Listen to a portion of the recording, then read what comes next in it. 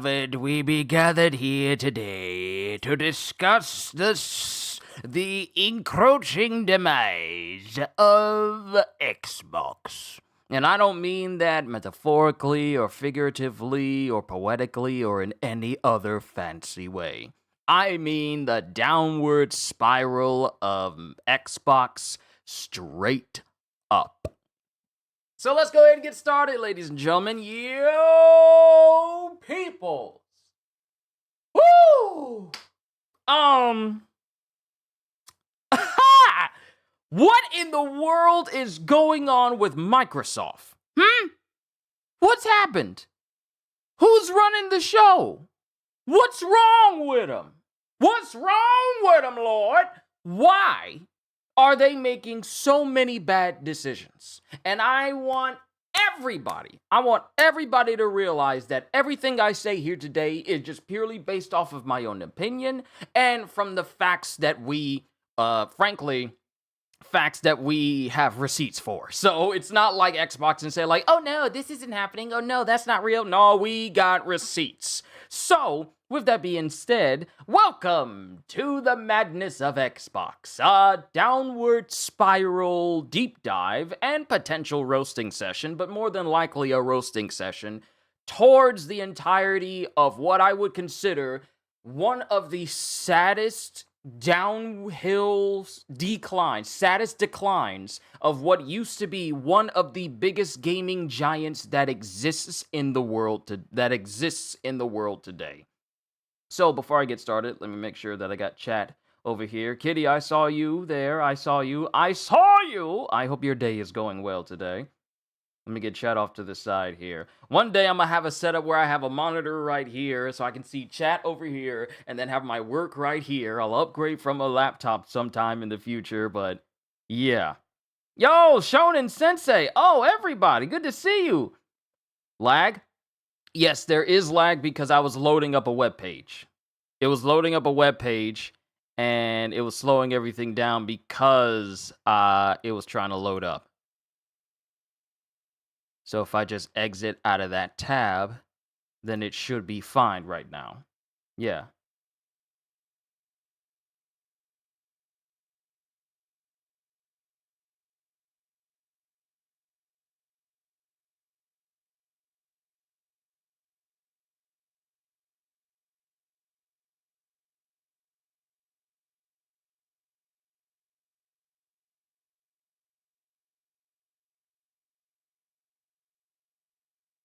Yeah, you're very choppy. I know, it was because it was trying to load up multiple web pages all at once. It was trying to load up multiple web pages all at once. We should be fine now. That comes with, the current system that I have. I got to deal with that sort of thing. But don't worry, as long as you guys can hear my voice, that's all that matters. Ladies and gentlemen, I have never seen a gaming industry corporation like this have such a constant stream of bad luck. Now, we need to go back in time to when Xbox used to be one of the biggest, not only just consoles, but literally one of the biggest gaming giants in all of the industry. And you would have them up there with Sony. They were right there, neck to neck with Sony.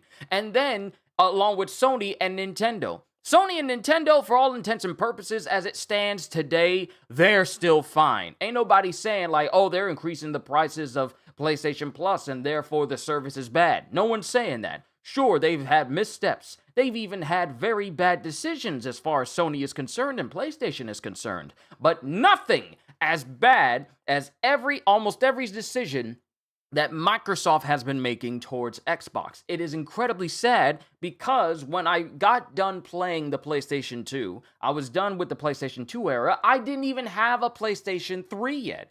I went to the Xbox 360. And frankly, that was the last time that Xbox ever released consistent peak games day in and day out. Their service was top peak then, back in the 360 days. Their games were peak back in the 360 days. Nowadays, you can't even look at an Xbox game and wonder, Okay, can we get more than one great game for Xbox coming out that isn't multi-platform that we can proudly say we brought a console for? I know Ninja Gaiden is coming out this month, and I know they want to prop it up and say like, oh, it's great on Xbox, it's fine on Xbox, that's fine and dandy, happy hooray for you. But sadly, it's not big enough for it to be all, oh, Ninja Gaiden's out on Xbox, Xbox is saved. I'm sorry, but Ninja Gaiden is also multi-platform. I'm more so focusing on when they had exclusives that encouraged people to buy their consoles outright.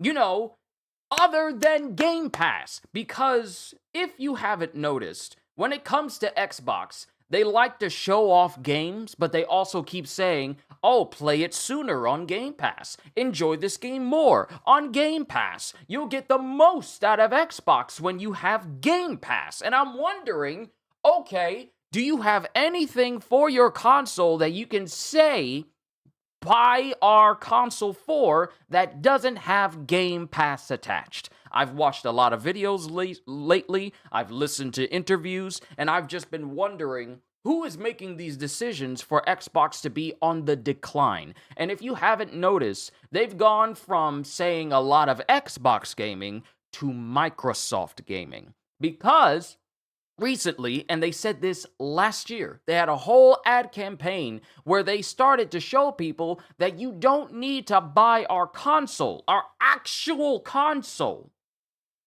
in order for you to enjoy all of our games. They've gone from that entire stance to being all, hey, your TV can be an Xbox, your phone can be an Xbox, your PC can be an Xbox. But let's be real, people use their PC to play stuff from Steam, and not just stuff from the Xbox game market, or whatever they call it, the Xbox marketplace, or whatever. I don't know what they call it, all right? But you've noticed that they tend to start saying stuff like Microsoft Gaming or Cloud Gaming, or instances where it's essentially subtly referencing the whole fact of, I don't need to buy an Xbox in order to enjoy Xbox games. So now, we fast forward to October of this year. Now, mind you, back in July, they let almost 10,000, Microsoft let go almost 10,000 people. Fired 9,000 plus people. 10,000 is a rounded up number, but 9,000 plus people across the board. And that also included gaming as well. We've seen the shuttering of studios. We have seen the firing of people in very important positions for gaming as a whole. We've never seen this many people let go all at once. Literally at the start of the summer. Crazy. Now, fast forward to October, we're barely into the spooky holiday season, and now they're talking about, let's increase the price of Game Pass. All 3 tiers. Let's scrap. As you can see here, Microsoft confirms it scrapped the Xbox Game Pass discount on all games and DLC purchases. Because when you had Game Pass, you had perks. Remember when you would get your access to a certain tier of a certain subscription service? Well, they've gotten rid of those perks that come along with it, because back in the day when you had Game Pass, you had perks that allowed you to get discounts on DLC, or even get discounts on games because you have their subscription service. Give subscribers more reward points instead. What they're really saying is the perks that was allowing people to pay less for our games, we don't want you to take part in that anymore. We'll give you reward points. And I dare anyone to say that these reward points make up for the discounts people got on games and DLC for games going forward. Because we all know how they do this. When they give people reward points, they essentially do it the same way that PlayStation Star used to do it. And PlayStation Star is gone. That's the equivalent of us on PlayStation having access to like a special tier system where if we did certain things for our games, if we bought games, if we get points that could go towards buying another game, or even putting actual money into our PSN wallet if we want to, that's gone now. It's gone. I already took advantage of it when I had it, and it definitely helped out with a lot of my purchases later on. Xbox is following the same route, but there's still, the difference is PlayStation Star is gone. That's completely separate from PlayStation Plus. It was an additional thing we had, and we could take advantage of it. We enjoyed it, but that's gone now. All we have is PlayStation Plus, but at least PlayStation Plus isn't saying we're increasing the price of our subscription, removing the perks that come with it, and then it's still expecting you to take part in it because we say we offer more while secretly taking from it as well. So, I dare anyone to say that these reward points that you get won't even matter because you would have to spend more in order for those reward points to matter, period. That just happened recently. This was literally yesterday. This was put up yesterday. This was an article from yesterday. While I agree is a massive fumble on the part of Xbox, I would also say Nintendo's pretty trash as a company. I'm not excusing Nintendo. Oh no, Nintendo, I call them Disney. I call them the Disney of gaming for a reason, both the good and bad. That's Nintendo. I'm not excusing them.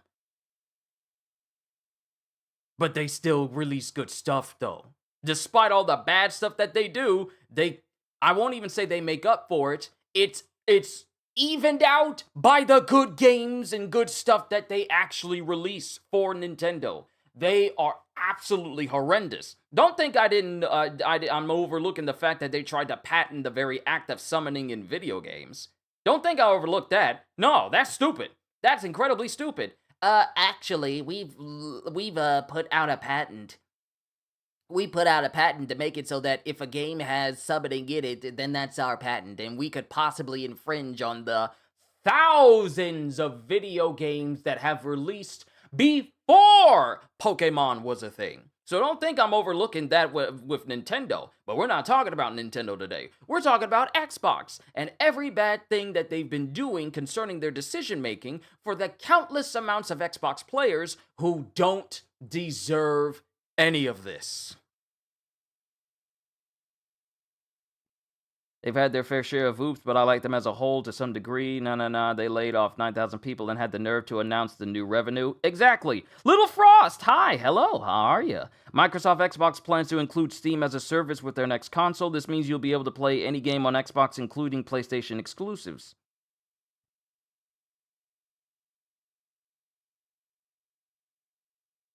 So here's what I'm saying, though. Here's what I'm focusing on, though. Xbox as a whole is actually taking more from players, but charging them more for it. It became so bad, and here's the thing. Some people would say, that's low. It's kind of genius in an evil sort of way. Yeah. Microsoft Xbox plans to include Steam as a service with their next console. It means that they'll be able to play any game on Xbox, including PlayStation exclusives. The problem with that, though, is the fact that they're trying to charge more for their current consoles now, without offering anything worth on that console for people to even pay for that extra amount of money. That's the concern, though. That's the concern. And there have been rumors coming out saying, like, oh, Xbox may not even make a next-gen console, but they've been saying, like, oh, no, we're still committed to that. But we all need to really center in on the fact that they have increased the price of their current console. They have put out the price for their ROG Ally X Xbox handheld, which isn't a true Xbox handheld. It's literally just a third-party handheld with the Xbox name attached to it and Xbox integration, and they're trying to sell that thing for $1,000. Meanwhile, the Steam Deck exists. Darren, hi, hello. I'm a long-time Xbox guy. Thank you. These are exactly the people that I want to listen to this and chime in. Please, by all means, thank you for being here. And like I said before, you're just coming in.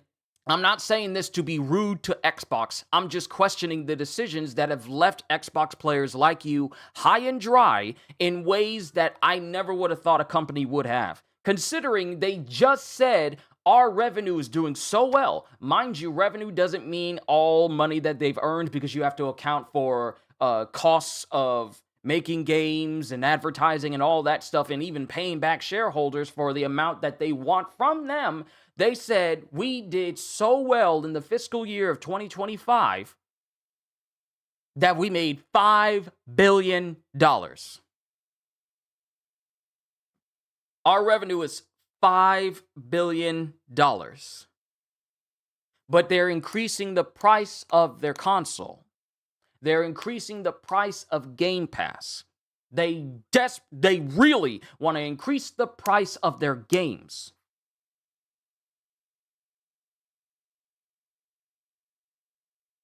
If your revenue is and here's the thing, $5 billion, that is not a small number. That is money that many of us cannot ever hope to see in this lifetime in our bank accounts, because it's just that massive. Only companies can say, like, I got $5 billion in the bank, or we made $5 billion.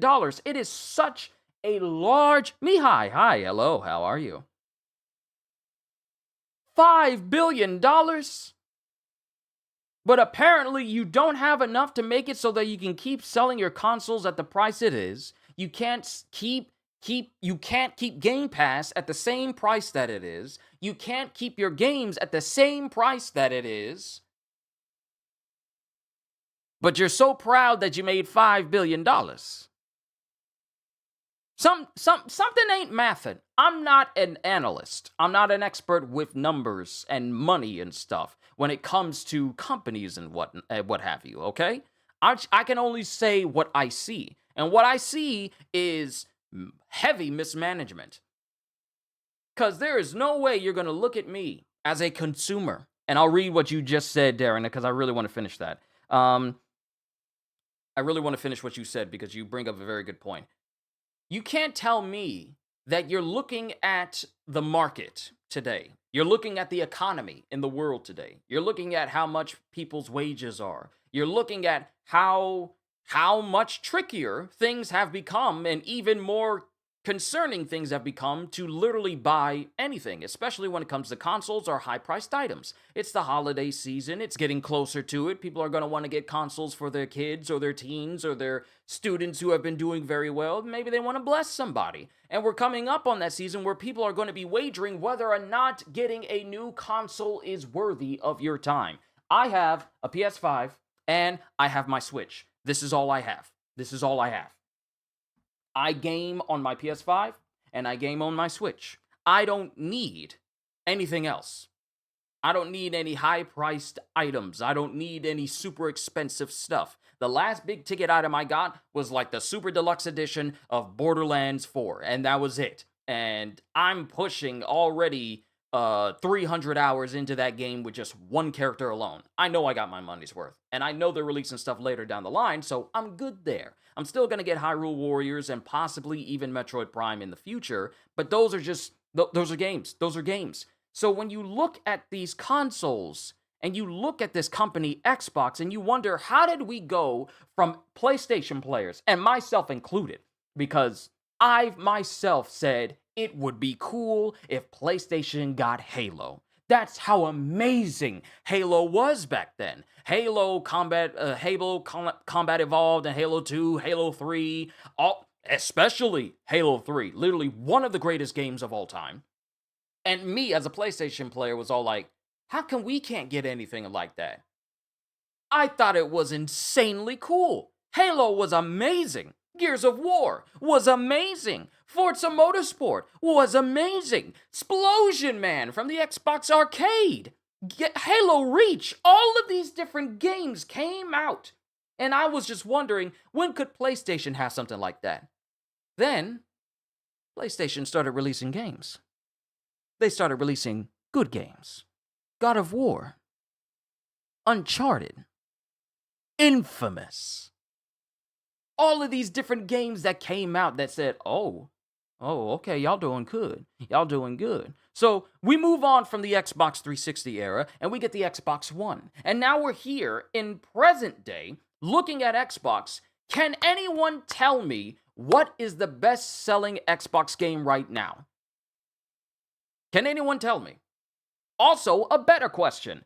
For people who who have, because I can't say own Game Pass because Game Pass owns you. Because if you get games on Game Pass, when you no longer have Game Pass, you no longer have those games. So here's my question. How many people who have Game Pass actually own the games that you get through Game Pass? If you were to lose Game Pass right now, would you still have access to more than half of your games? I'm a person that likes to get his games physically. I know the advantage of digital downloads and everything, but I'm a person that gets his games physically because on the event that my internet connection is out, maybe there's a blackout, I still want to have access to games that I buy so that way I'm not locked out of it. Or say, for instance, my PlayStation Plus runs out. It hasn't. But let's say, for instance, it runs out. I still want to play the games that I enjoy on my console despite the fact that my PlayStation Plus is out. You know? So tell me, what does Xbox do right now that warrants you sticking with Game Pass or anything that it's doing? This is a very genuine question. And mind you, I had a viewer who always comes up and asks me questions about Xbox. A lot. I remember when I was playing RoboCop Rogue City. His name is Mandalorian Martin, and he always came in with questions about Xbox, seeing all the dumb stuff that they were doing the entire time. And to see it get this bad is mind-blowing. It's all like he was onto something. I wanted to dismiss it because I was like, let's see if we can get some concrete news first. Let's see if we can find out let's see if we can find out if there's any more concrete evidence to what you're saying right now, but I don't want to assume. Well, now we're past the point of assuming, and we're seeing literally some of the worst decisions made for Xbox being done right now. The writing was on the wall over a year ago. Let me go back and see what you said. So you said, I'm a long-time Xbox guy. I can confirm Xbox is literally worthless. No good exclusives. Prices are insane. Out of touch higher-ups. I'm working on building a PC now. You're better off. You are better off. Let's see. Admittedly, I'm also an Xbox guy. Shonen Sensei, like I said before, it's so good to see you here because I want to get your input too. Let's see. They're too busy buying boats. Nah, we ain't gonna talk about. We're not gonna talk about Hoyoverse and Genshin and Genshin as a whole, and their devs saying like Genshin doesn't like to make money, but you got yachts. Okay, sure. But $33.99 Canadian on Xbox Game Pass. I'm Canadian. It's nearly $40 a month after tax. They are out of their minds. What? $40. And here's the thing: in American money, you are looking at, ironically, $360 a year.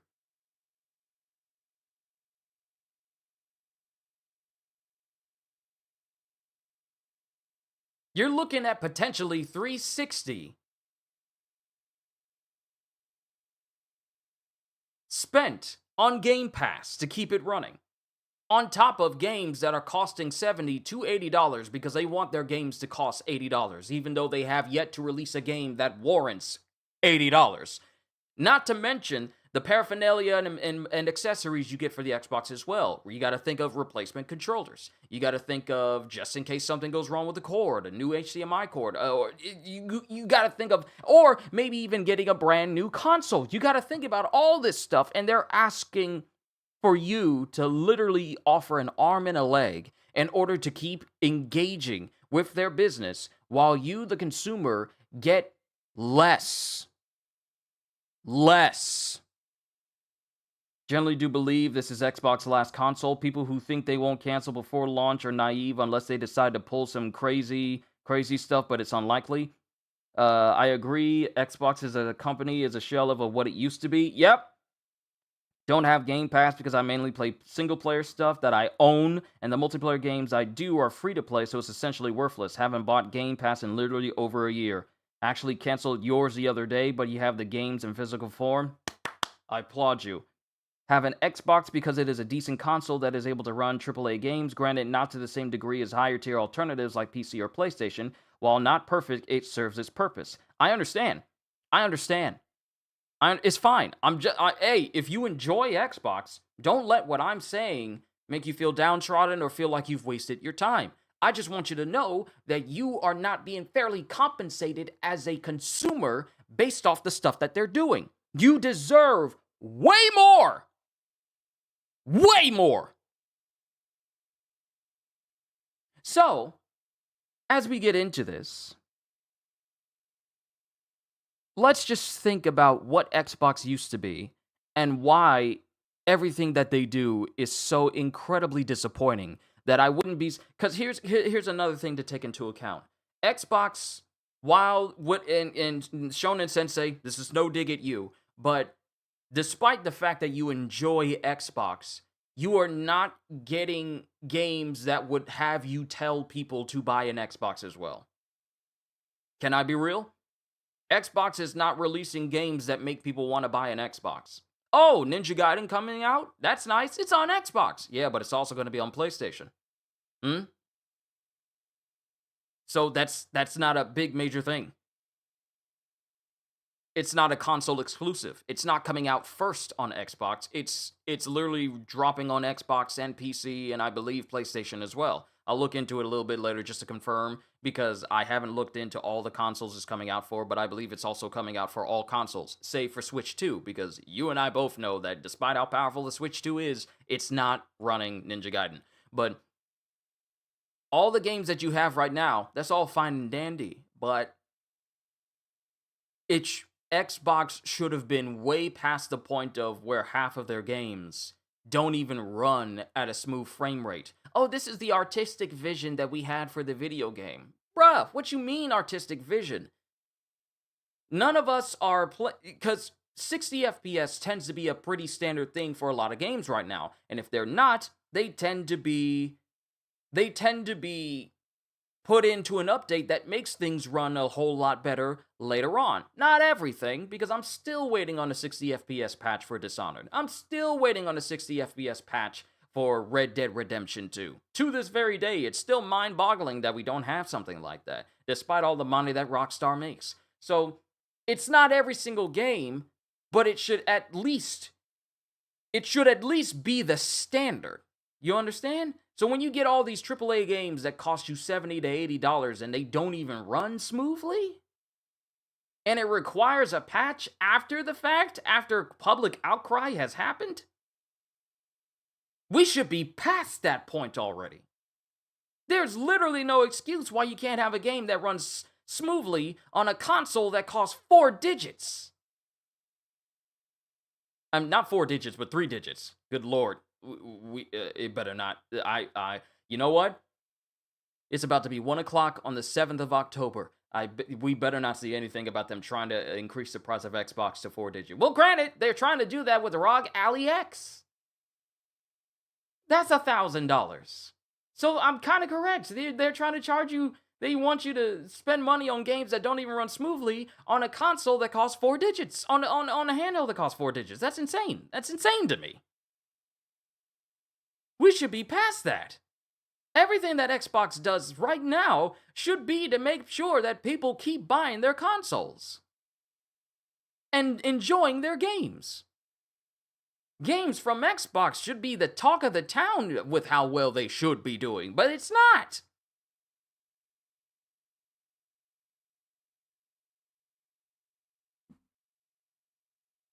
And it's disappointing. It's disappointing. Xbox used to be so huge. Used to be part of the big three.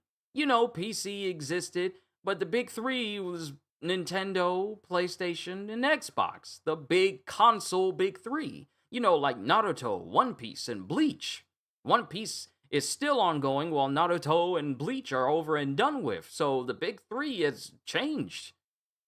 But when it comes to gaming, literally thousands, if not millions upon millions of people's guilty pleasure.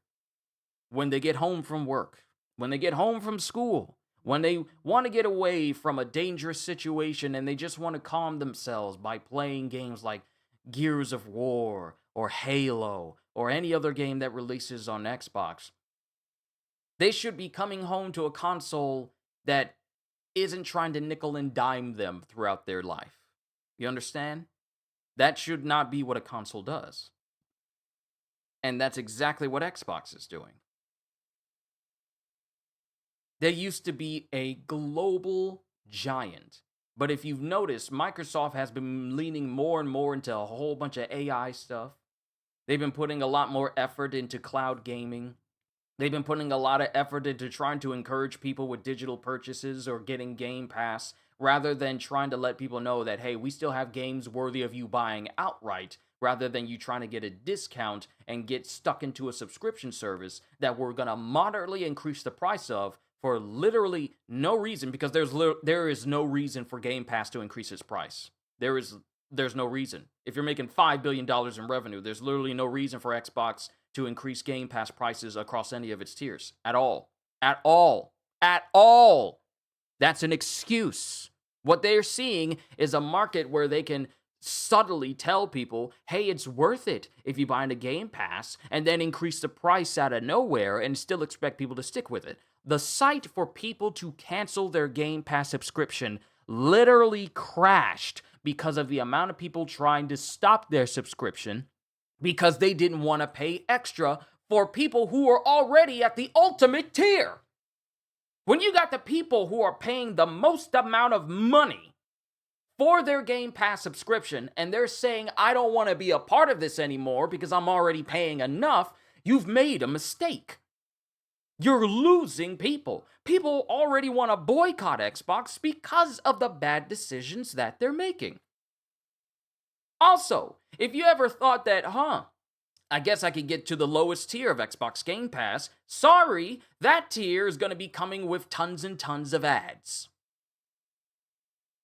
You know, everyone's favorite thing to come with a subscription service. With that subscription service, you're going to have ads in it. And I think it was like a free trial tier, but the free trial tier will be the one that has the ads in it. And the only way you can get past the ads is if you actually get attached to one of the higher tiered Xbox Game Pass tiers. So the trial itself will be loaded with ads, which will get annoying after a while, in order to convince you that I need to swipe my card and get these higher tiers so I can avoid these ads. Another thing that they want to say is making it worth your time for Xbox Game Pass is simply the fact, we're putting Ubisoft Classics on Xbox Game Pass. When's the last time Ubisoft has had a good game? Don't worry, I'll wait. When's the last time Ubisoft has had a really good game that people said, you know what? I can't wait to play some Far Cry 6. I can't wait to play some Assassin's Creed Shadows. Boy, I can't wait to play Avatar Frontiers of Pandora. I can't wait to play Assassin's Creed Mirage. You don't get. They don't get it. Old games from Ubisoft that we've already played dozens and dozens of times already. EA classics as well, EA games.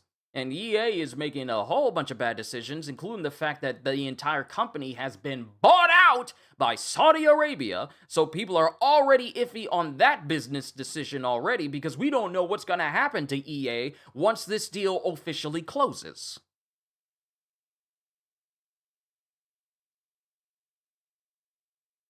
So this is where we're at right now, ladies and gentlemen. Let me see here. Let me continue with you guys, because Darren, you're saying a lot of good stuff. If they do release a next gen, it will be $1,000 plus. Minimum. Because remember, every console has a pro version. PlayStation 5 did it, and to this day, I still think that the PlayStation 5 Pro is literally one of the most unnecessary consoles to exist. And I'm a PlayStation fanboy. But I would not even consider getting a PlayStation 5 Pro because I don't care about grass in the background of a game having far more better shading and lighting than a game that already runs just as well on my base PS5. So while Xbox may be considering a next-gen console, they're barely doing See, this is the thing. This is the thing. And it just came to my recollection. This is an epiphany. What is Xbox doing right now that warrants a new console? Don't worry, I'll wait. What are they doing right now? Or what are they not capable of doing right now that would warrant a new console? Mind you, Xbox is supposed to be as powerful as a PlayStation 5. Yet many of their games can't even run over 30 FPS locked. And that's on purpose. It's not a matter of the hardware can't support it, because Starfield came out, that run at 30 FPS, and they said, like, oh, this is the artistic vision of the devs. After outcry and constant asking of players, they were able to put in 60 FPS, so it's not even a matter of the hardware can't support it, because we literally have receipts of that not being the case. So there's no excuse as to why their games cannot run on their console when they can release a patch to make it run fine. So I ask again, what is Xbox not capable of doing right now that warrants a brand new console in the future? I tell you, nothing. Because anything they want to achieve, they can achieve it right now. We got some of the best looking games out there right now that run smoothly. Death Stranding with the Decima engine is literally one of the greatest looking games I have ever seen. From character designs to environmental designs, and it all runs smoothly. It all runs smoothly.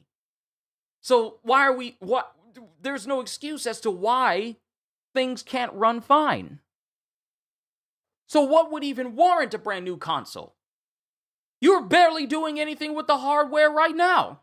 You're not pushing any boundaries. You're doing the bare minimum and hoping people will just get saddled into it.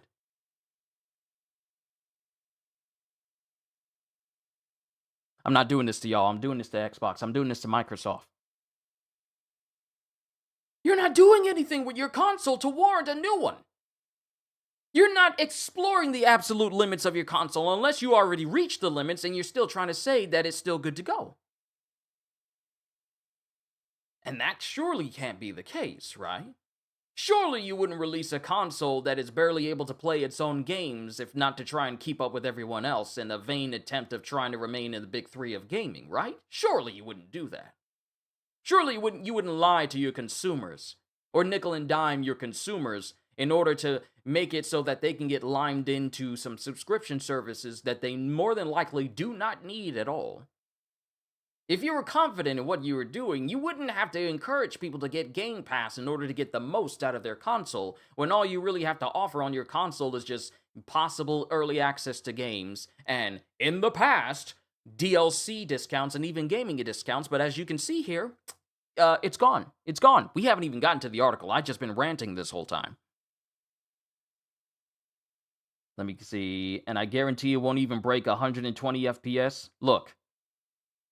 The Switch 2 can reach up to 120 FPS on select games, mind you. But it can also output to 4K as well. This is a handheld console. This is a handheld that does this.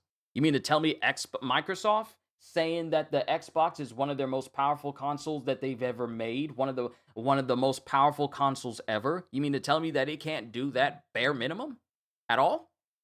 What? What are y'all doing? Who do y'all have in charge of your hardware team? Xbox has Halo and Gears of War, and they continuously fumble the bag with those two. Drives me nuts. Yeah. Remember when Halo used to be the top of the world when it came to shooters? It was up there with Call of Duty. And Call of Duty, that's a whole matter altogether. But Halo used to be one of the greatest shooters of all time. It used to be. Used to be.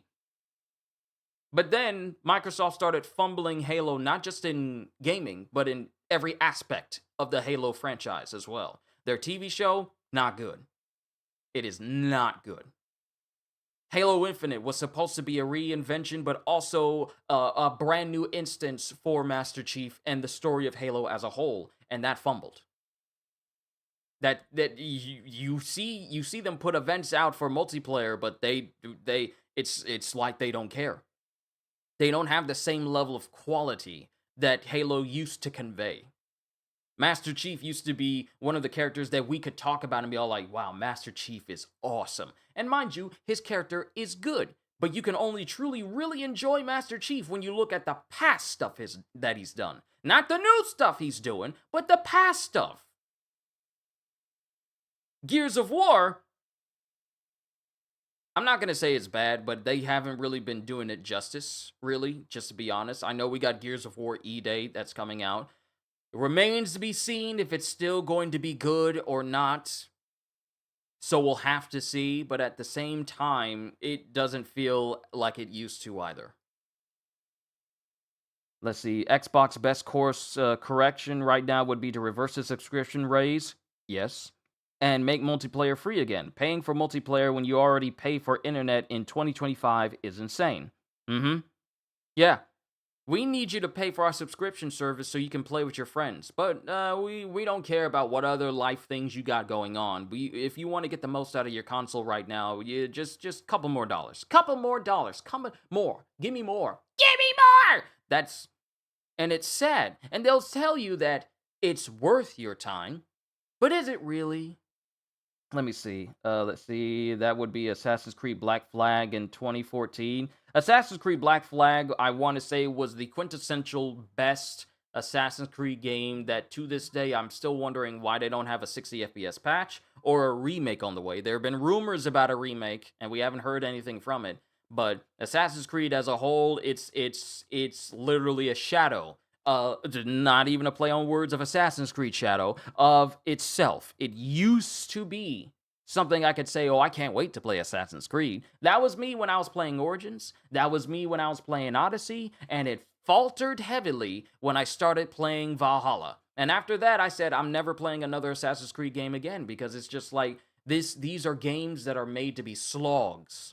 These are games that should not take me 100 hours to get through the story. It's just like, there's just so much unnecessary padding in Assassin's Creed that I literally don't care about anything they got going on. If I'm bored of your story and I don't care about what your story has, then that means you're doing something wrong. It's not a matter of me not being able to understand or comprehend your story. It's you're doing something wrong. You're not making it engaging. Let's see. I literally watched the Black Mirror episode about the absurdities of subscriptions a week before the announcement, and it was like deja vu.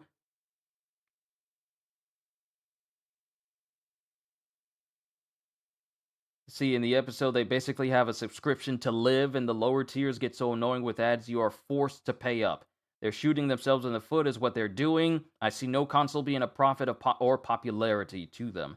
I agree, I actually see no point in making a new console, to be honest. They've killed their exclusives, there's no point. They aren't capable of making exclusives that compel consumers to buy Xbox. Exactly. They're not making games to tell people, this is a console you want to play this game on. That's what I've been saying. They have not been doing anything for them to say, this console is worth your time. Let's see, the justification for a new console is the fact that you'll be able to play any game on one console with Steam on Xbox. Well, we can't make exclusives, let's take everybody else's games and put them on a new console. But at that point, it wouldn't be called an Xbox. Can we be honest? The Xbox name does not carry the same amount of weight it used to. I wouldn't be surprised if they just shift from Xbox gaming to Microsoft gaming, and they just rename it entirely. Because Xbox does not carry the same weight, the same gravity, the same depth as PlayStation, or Nintendo, or the Switch, or Steam. Xbox is just the name that you hear in gaming, but it's like, okay, what are they doing now? Not, what are they gonna do? I can't wait to see what this business does. We no longer have a console that commands respect. Bro, look, we no longer have a console that commands respect anymore.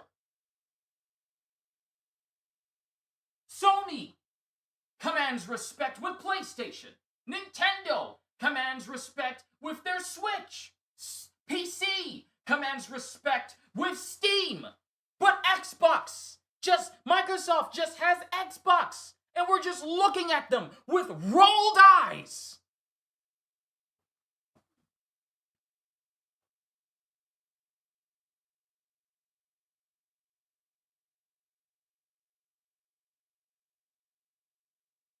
Xbox, so let me see. It's not just the console. What games are capable of drawing people in? Ones that aren't reruns or remakes. Supposedly, that's the only thing that might save them. Halo was everything in 2008 to 2012.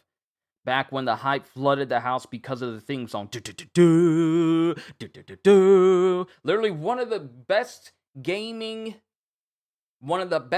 themes of all time. But Halo doesn't command that respect anymore. And it's Xbox's fault. There's a reason that the Halo franchise has been milked to death. It's the only good exclusive they have. I miss when franchises had endings. Instead, companies like Xbox prey on our nostalgia. Yeah, instead of letting a series end, they want it to keep going. They want to keep milking it. The same way Naughty Dog keeps milking The Last of Us with constant, over-needed, and unnecessary remakes and rehashes and resellings and rebrandings. It's like Halo became the one-trick pony that they could possibly fall back on, and even then, that's not even really working out for them.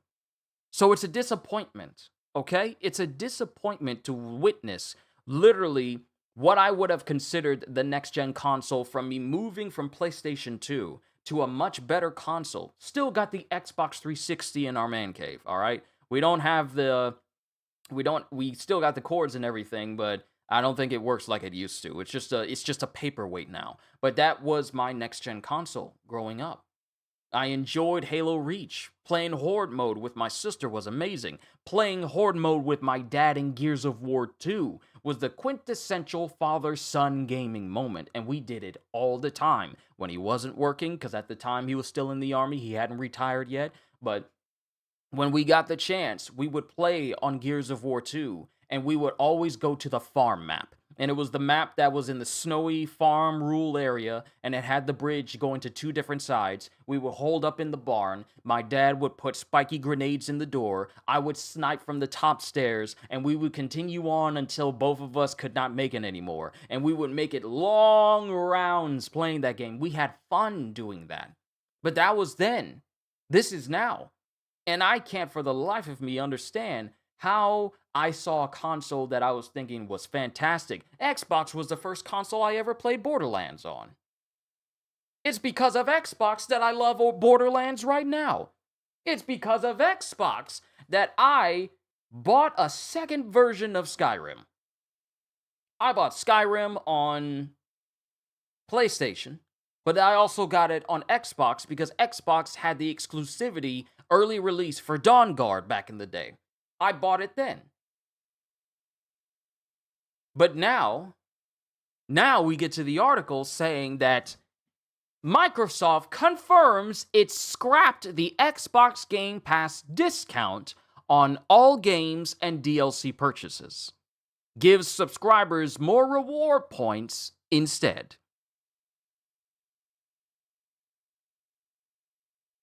I agree, but I think the situation is a little more nuanced than that. Oh, no. I get you. It's just a shadow. What I'm saying is Xbox as a whole is a shadow of what it used to be. And you can't tell me that them looking at these decisions, they're not patting themselves on the back thinking this is going to be good for the company when the company hasn't been making good decisions for you Xbox players at all. It sounds good on paper. They say they're promising you more, but you're also losing stuff as well. Hey, we're increasing the price of Xbox Game Pass, but we're also giving you Ubisoft Classics and EA Games stuff as well. But also, even though we're not going to majorly announce it, we're also going to strip you of your discounts that you would normally take advantage of with Game Pass. One of the perks of Game Pass, we're just going to take that away from you. We're not going to announce it because we already got people trying to cancel their subscription, so we're not going to outwardly announce it. But you get people who are digging deep and they find out this stuff that they don't actually announce. And then after they get found out, you get articles saying that Microsoft confirms that it scrapped the Xbox Game Pass discounts. See, this would have been something that an honest company would have said outright. But considering that they had to confirm everyone's suspicions, because people looked into that. People looked into it. It wasn't Xbox who looked into it. It wasn't like a miscalculation on their part. They chose to be quiet about it. But since someone brought up, wait, the DLC discounts, they're gone. The game discounts for Game Pass, that's gone. Now Xbox has to speak up and say like, oh yeah, we removed that. But we're still going to keep the prices on Xbox Game Pass as it is. Stuff that could have saved people money. Holster, good to see you. Stuff that could have saved people money. But we're not going to outwardly say anything. Microsoft has confirmed it has scrapped the Xbox Game Pass discount on DLC purchases. Instead, it's giving subscribers more points for use in its reward scheme. That's a particular way to say that, scheme. That's not something you want to hear from a game subscription from Xbox. You don't want to hear Microsoft, Xbox, and scheme in the same sentence. You don't want to hear that in the same paragraph. Last week, as part of controversial changes made to Xbox Game Pass, Microsoft was found to have pulled the 10% discount on DLC for Game Pass games that Ultimate subscribers were able to get. Mind you, these were discounts that people who were paying the most money for Game Pass could have access to, and now that's gone. One of the biggest advantages, exclusive for the Ultimate subscribers, is now gone. So now there really is no reason for you to remain at that top tier, seemingly in favor of its new reward scheme. Their scheme again. We can say 30 years plus we've witnessed the creation of the big three, seen their progress and failures, and now they're all eventually downfall in roughly 30 years. That's crazy. The news first emerged when the Call of Duty community noticed the Ultimate subscribers were no longer eligible for 10% off Call of Duty points purchases, as well as Black Cell, the most expensive version of Call of Duty's Battle Pass that can only be bought directly with real-world money for $30. The discount was seen as highly valuable for fans who play Call of Duty via Game Pass. Like I said, it took players noticing this for this to be called out, because otherwise, Microsoft wouldn't have said anything. Let's be honest here. If they were able to sweep this under the rug, they wouldn't have said a word. But because players discovered it and put it out there in the open, now they have to say something about it. So think about that for a sec. Missing discounts on games you normally would have had, they wouldn't have said anything at all. They would have kept quiet until the very last minute, until it was far too late for anyone to notice. Until, let's say, the next pay period for the next Ultimate Game Pass subscription to go into effect.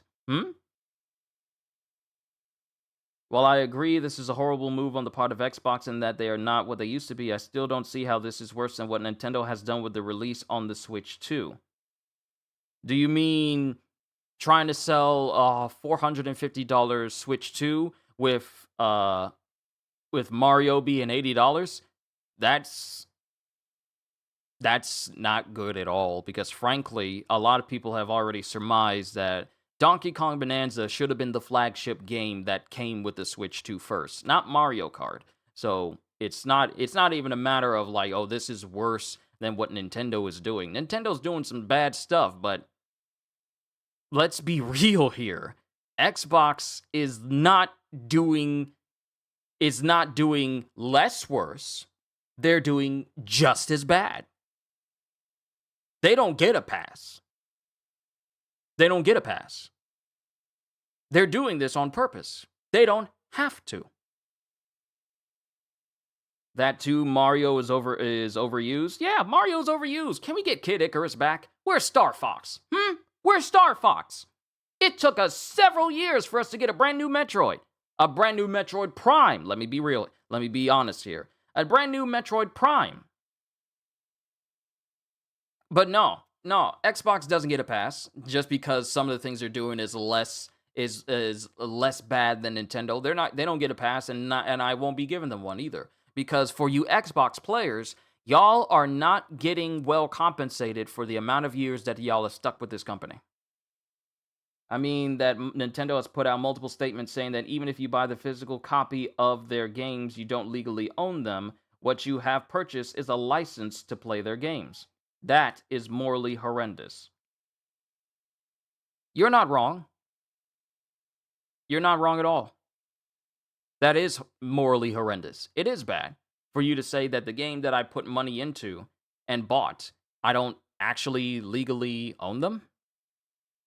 That's bad. But you also got to remember that Ubisoft has been saying that for years. So it's not like it's anything new. Ubisoft literally said players need to get used to not owning their games. They literally said that they have the legal right to tell people to destroy their games if they choose to end the service to them completely. And they are players are legally coerced to destroy their copies of games if they choose to end service to them. They were telling people, destroy your copy of The Crew, even though since we've disabled the service to it and we're no longer supporting it, and we took the servers offline and we completely upended it completely. They're the ones who are saying, hey, destroy your games because you're legally bound to do that. So while Nintendo's saying that is morally horrendous, they're not the first ones to say it.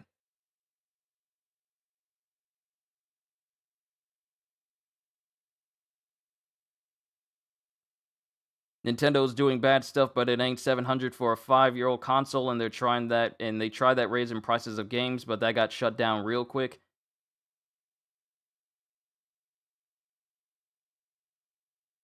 But yeah, you do make a good point. I'm not excusing Nintendo because it's still bad. It's still bad. You shouldn't be saying that at all. You shouldn't be telling people that you don't legally own your games after making people pay 60 to 70 to, in Mario Kart's case, $80 for a game, and you're telling them that you don't legally own them. If I legally give you money for something and you legally give me an item in return for that legal tender, I legally own that item.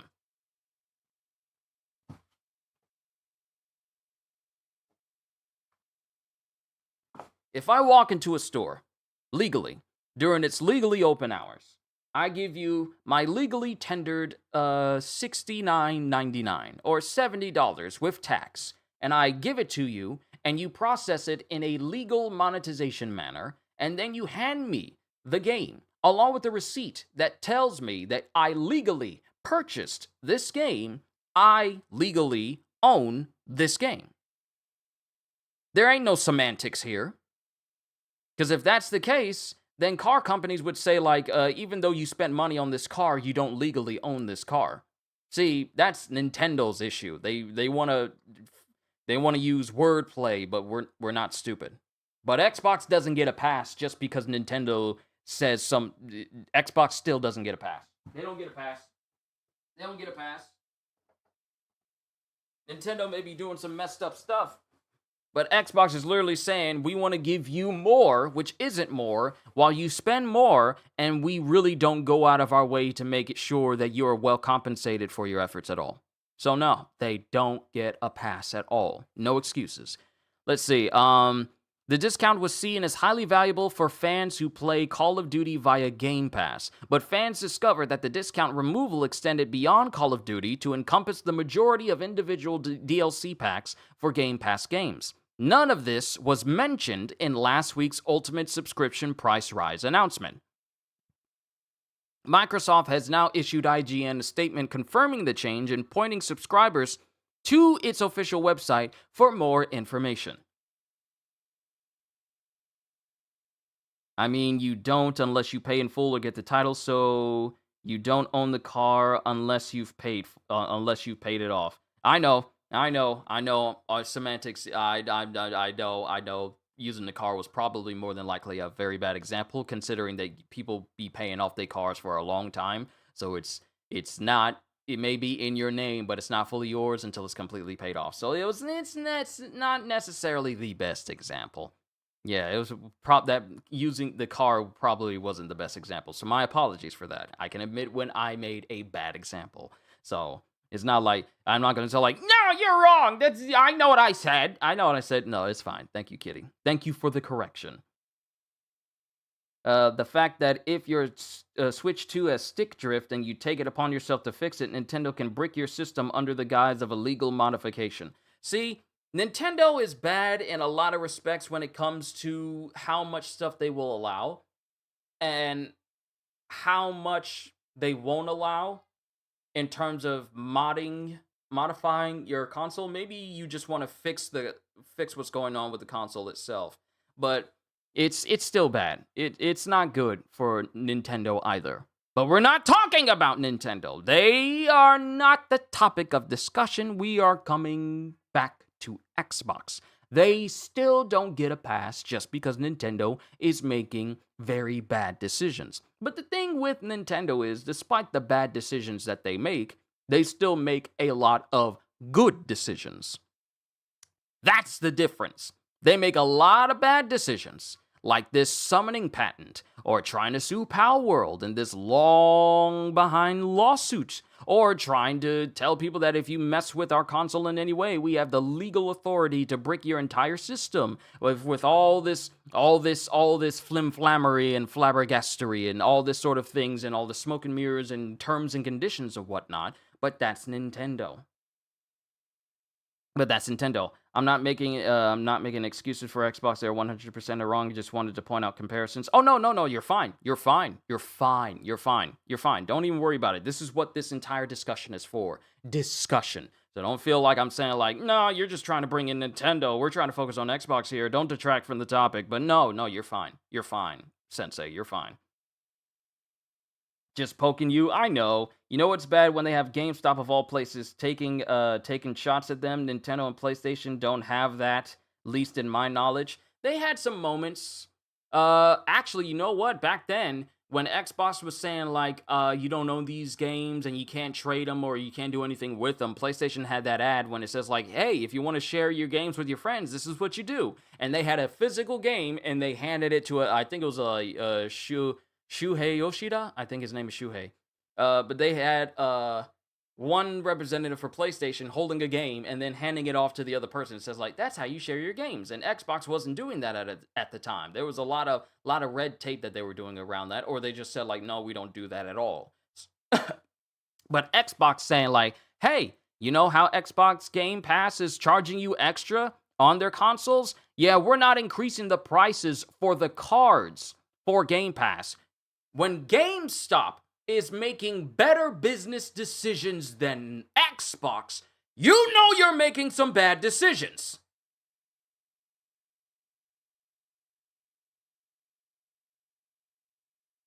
GameStop giving you $30 for $800 worth of stuff. Look, we're not going to talk about GameStop and what they consider as trade-in value because, Lord, the only way you can get like the maximum amount of trade-in value for a video game is if you beat the game same day and then bring it right back to them. and then even then you only have like a week window, let alone a month window, and then that price starts to go down as the value for that starts to go down as well. So we're not even going to talk about that. So many games I have given over to GameStop over the past several years, and some of them were still pristine and brand new. Oh, we can give you $4 for this. And the only way you can get the maximum amount of money for it is if you put it towards a brand new pre-order, but a little bit lesser for other stuff as well. So yeah, that's a whole nother matter.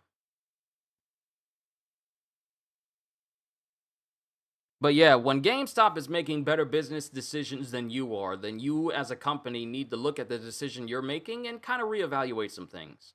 Because like I said, GameStop is still offering players the same type of Xbox Game Pass cards with the original price on that, and it says like, yeah, we're still going to honor it. We're not going to mark it up or anything like that just because Xbox is going to do it. No, we're going to keep it the same price. So people are still able to get Game Pass and extended or get new subscriptions with the same old price that Xbox has had before the price hike. So that's crazy. Microsoft has now issued a statement confirming the change and pointing subscribers to its official website for more information. This is not specific to any one game and reflects all games and DLC purchases. Instead of a discount on the purchases, Ultimate and Premium subscribers were earned 10% and 5% respectively in points when purchasing select games and add-ons from the Game Pass library. Ultimate members continue to have 20% discount on select games from the Game Pass library. But what about games that aren't on Game Pass? That just flat out means no discounts there whatsoever? On top of all that, all members will earn points when shopping games and add-ons on the store. But mind you, when you get these games and add-ons, that you won't have the advantage of a discount anymore. Will earn points when shopping games and add-ons on the store, while premium and ultimate subscribers will earn even more, 2 times and 4 times respectively. See more detail on the Game Pass rewards program here. So here's what I'm going to pull up. So if we look at this, play games, complete quests, and claim daily to rack up points. Earn more when buying games and add-ons at the store and Xbox Game Pass library. Redeem your points and use them at the store to get games, add-ons, and more, then repeat. So here's what I want to go down to, because they have a 1 next to it. So let's see. Reward points. Redeem your points for real rewards. 200 reward points, 1 sweepstakes entry, 1,000 points, $1 donation to a cause that matters to you, 5,000 points equals $5 on an Xbox gift card. And then, of course, custom points. Redeem custom amounts up to $100 to use at the store. But here's the thing.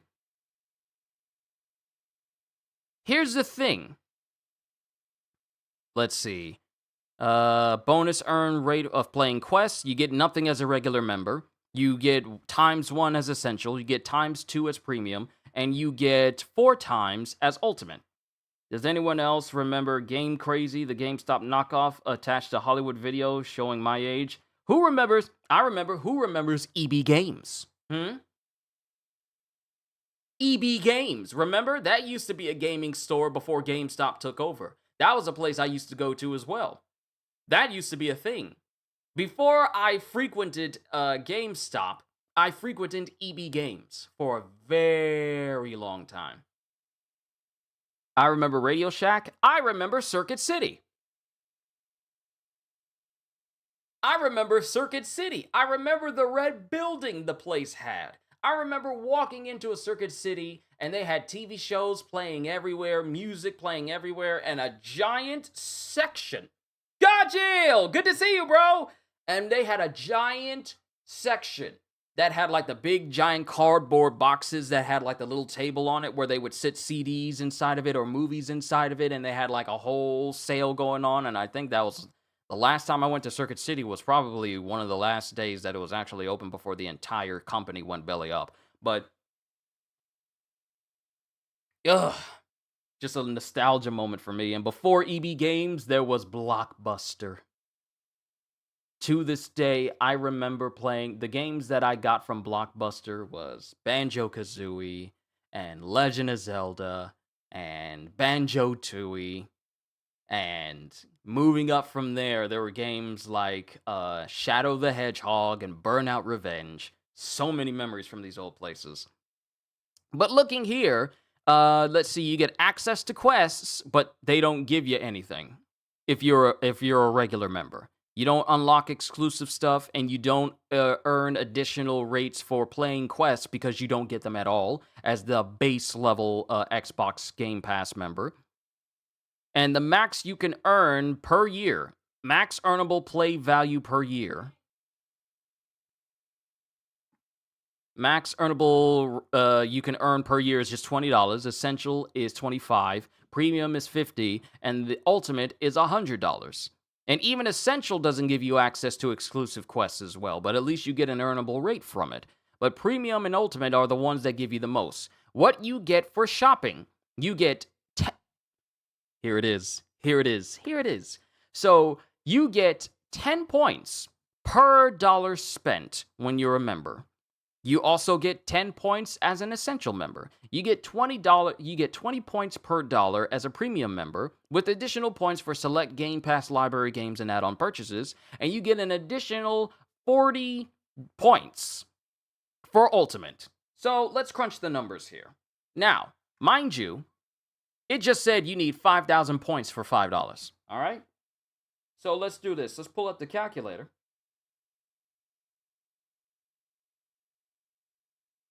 I got to clear out some of these apps. I got way too many apps on here. So 5,000 points for $5. You get 10 points per member. So if you spent money 10 points per dollar, so you get 100 points for $10, and then 1,000 points for $100. Someone correct me if my math is wrong, but 1 times 10.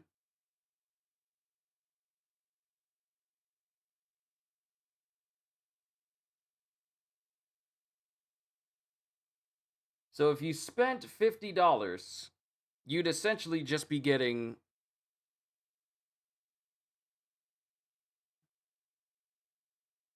That can't be right. There's no way that's right. There's no way that's right.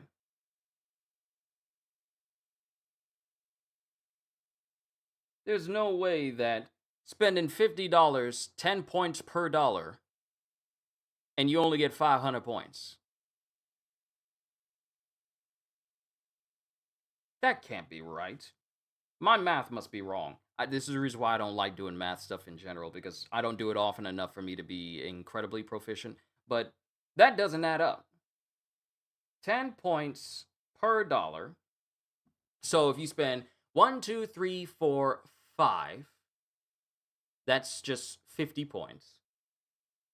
1, 2, 3, 4, 5, that's 100. 1, 2, 3, 4, 5. No, I feel like you're still getting shortchanged. And you mean to tell me that it takes 5,000 points for you to only get $5? So, even I don't need to be a mathematician, as you guys can clearly see. Even I don't need to be a mathematician to realize that you'll probably be spending way more money just trying to get enough points for just $5. And mind you, I'm going off of a regular member. Who doesn't get access to exclusive quests or bonus earn rate for playing quests, and has an earnable play value per year cap, which is just $20.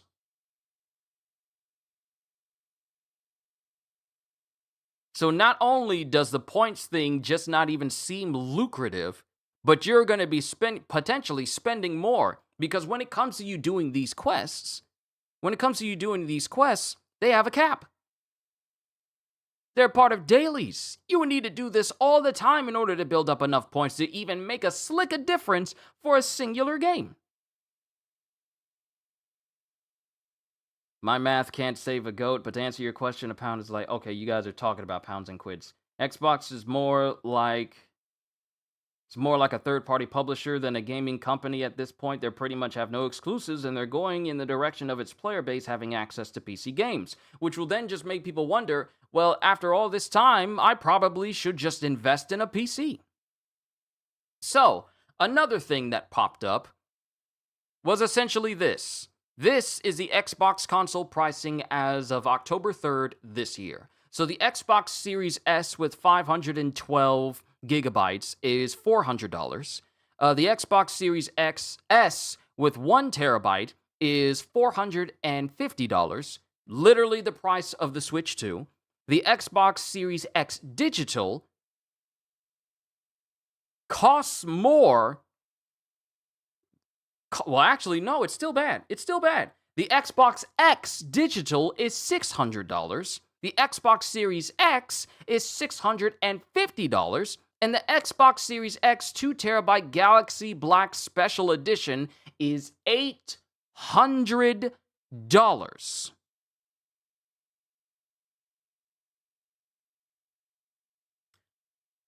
And they want you to pay for Game Pass. Specifically the higher tiers because they give you the most benefits on top of almost $700 and $800 consoles. And then they also want you to buy games if you're not already taking advantage of Game Pass on the console already. So couple in, say for instance, you just get the Series X.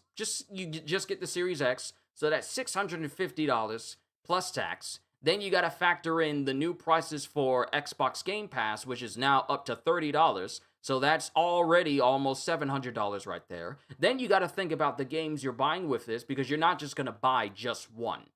You're never going to buy just one game. So you got to think about not only physical purchases, but digital purchases as well, from games that range from $60 to $70. And you're looking at well over $700 or even $800 just starting off. And don't let you have a family that you want to play as well. Please make you a mod. Don't even know who you are. I don't make mods people who just ask for it. You need to match the qualities that I look for a moderator, and you just got here. But when you think about people who have families, people who want to play party games with their kids, maybe you want more than one controller. Controllers are already pricey. They're like the price of an actual game now. Game controllers are actually the price of an actual game. So now you're looking at over $800 at this point, just starting off. And now they want to increase the price of their games to $80? So now even the price of the Xbox Series X 2TB Galaxy Black Special Edition doesn't even look like it's going to be, is looking small in comparison. This is the price of Xbox as a whole. Even if we're just looking at the Series S at its base level, $400, but then you're factoring in extra money that you're going to be paying for Xbox Game Pass, extra controllers. Then you look at the Series X, which is supposed to be better, supposedly. And you're looking at $650, but you also got to factor in Game Pass and controllers and extra games as well. You're almost looking at potential of six figures. That's crazy. Dude, you got a distant friend that dropped 2K on Xbox this past month?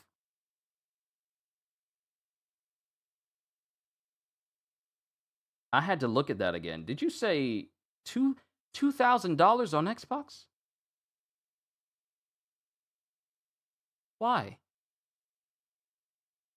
I'd understand if this was money spent over a couple of years, but in a month? In a month? I barely spend that much on PlayStation in many months. I don't. Matter of fact, ever since I've had my PlayStation, I've either gotten games on discount or I bought them full price. But it wasn't every single month. And it wasn't every single month, and it wasn't in bundles. Most of the time I got stuff that was on discount. So I have currently, physically wise, on my shelf, 1, 2, 3, 4, 5, 6, 7, 8, 9, 10, 11, 12, 13, 14, 15, 16, 17, 18, 19. 19 physical PlayStation 5 games. 19. Not even 20. I have 19. I have other ones on my console that are PlayStation 5, such as Space Marine and Black Myth Wukong and a lot of other games as well. But I don't have in excess of, I want to say possibly, I dare say I don't have in excess of 40 PlayStation 5 games at a time. But those were games bought over a period of time. Never in my life have I ever spent $2,000 in 1 month on one console. Ever. They fell into the "this plan is better" scheme. Oh no. That $800 console is so stupid. It's just an Xbox Series X with more storage and looks a little bit different. That's it. It shouldn't be $800. Oh no. It's all for appearances. If we make it look as cool as possible and also say that it holds more storage, Not a promise of the performance being better, not the promise of all games being played on it, not even the promise of backwards compatibility all the way back to Xbox original games. No, let's have it that price because we know people will pay for it. And that's the problem with Xbox. They will keep doing this simply because they know people will pay for it. Because there are people who will look at Xbox and say, like, well, it's not that bad. It's not that bad. No, it is that bad because you allow it to be that bad. Because you keep giving them chance after chance after chance. Microsoft is not treating Xbox as a gaming console. It is treating it as an extension for subscription services. That's the disappointing thing. It's treating it like it's treating it as a subscription service extension. Sure, we got games, but why don't you take advantage? Why don't you take advantage of the subscription service that we have? Because we offer stuff on there, probably not the best stuff, but we offer stuff. Trust us. It's worth your time. Trust us. And now, but we're here in a state where Xbox is not releasing games. You know, the entire purpose of a gaming console is to release games for it. Not tell people this is the best place for you to watch your Netflix TV shows, or this is the best place for you to rent movies. The Xbox is supposed to be a gaming console. But ever since they started putting all these different subscription services like Hulu and Netflix and all this stuff that you would normally watch on a Roku or an Apple TV, now they're dividing what an Xbox should be, which is fundamentally a gaming console, and putting all this extra stuff on there and also putting it behind their subscription services in order for people to say, like, well, it can do everything, but it shouldn't be doing everything. It should be doing one thing, putting games on it. PlayStation has like a whole subscription thing where I could link up Apple TV, I could link up Tubi TV and Disney, Paramount Plus, all that stuff. We don't got that because we don't need it. But the only media app I use on my PlayStation is YouTube when I'm having Three Stooges play when I go to sleep. And I watch Three Stooges all the time because their YouTube channel has like hours upon hours of Three Stooges. And I can just lull myself to sleep with it. That's the only reason why I use the media section of my PlayStation, just for YouTube, and that's it. And that's only when I'm going to sleep. When I'm awake, this baby is only used for games. That's it. That's its whole purpose. Games. Borderlands. Warframe. Black Myth Wukong. Space Marine 2. What's another one? Because I got my console on right now because I was already playing games. I was already playing games on this. I need to charge up my console too. I gotta charge up my my remote. Wuthering Waves, Monster Hunter Wilds, One Piece Pirate Warriors 4, Elden Ring, Evil West. This is what this console is made for. Video games. But Xbox wants to be a console for the everyday man. But not making it a console that every man wants.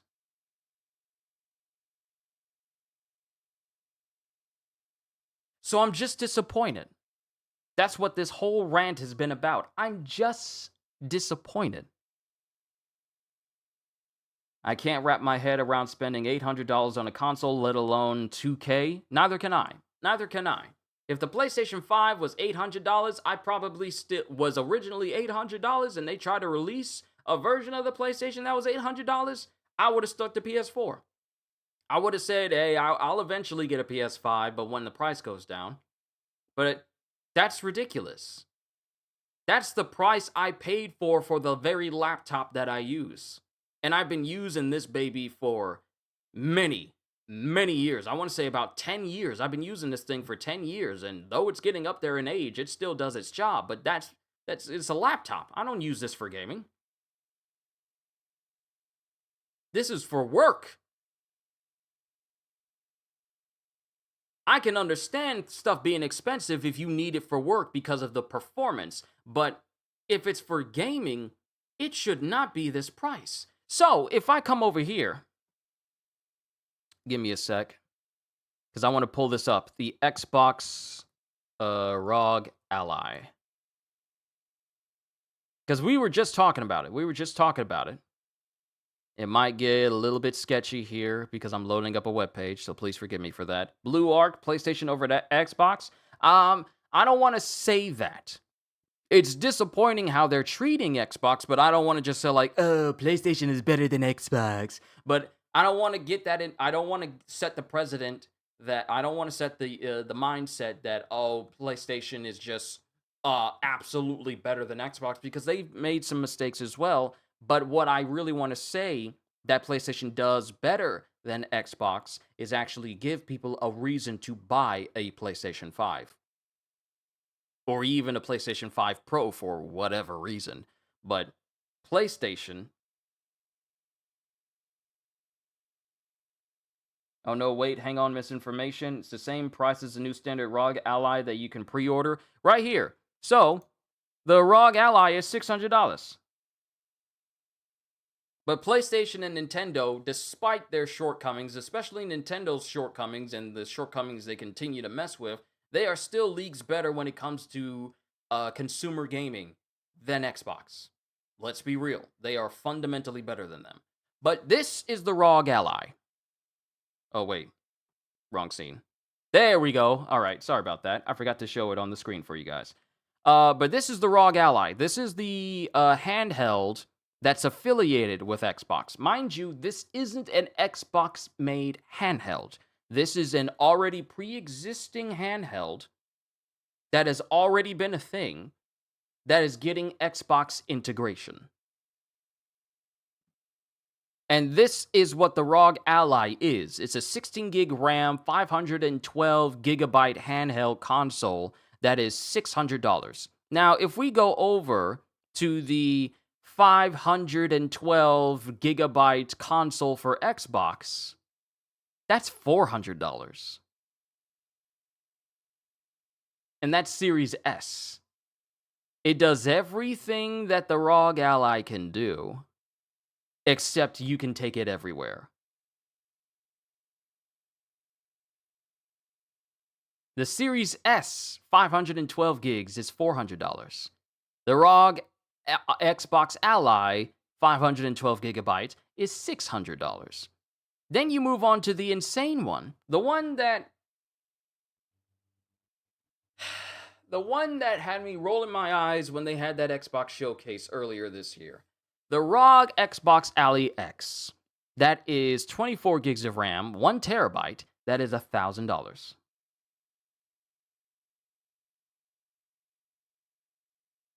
Let me say this again. This thing is $1,000.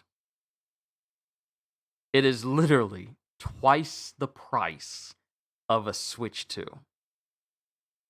Mind you, it's not even out yet. It drops later this month. We'll see if it's actually worth the price, though. We'll see if it's better than a Stream Deck. Once it comes out and people start getting like review versions of it, we'll see if it's actually worthy of the price. And I'm going to be honest here, I don't care what it does. No handheld should be $1,000. There's already phones being put out there and sold for $1,000. We don't need handhelds that are $1,000. That's crazy to me. But this thing is $1,000 for you to play something on a console that is literally less than half the price of that.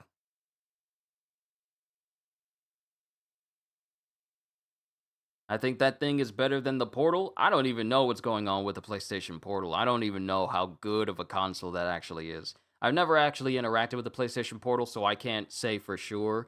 But I feel like the only big console that actually matters to me is the Switch. I'm just gonna be honest with you. That's the only one that really matters to me because at least there are games that I have now from my Switch 1 that I can still play that actually run better. Like Hyrule Warriors and Fire Emblem Warriors, those games run at 60. Still waiting on an Age of Calamity 60 FPS patch of some kind, or maybe even an upgrade before Hyrule Warriors Age of Imprisonment comes out. But I don't know. I don't know.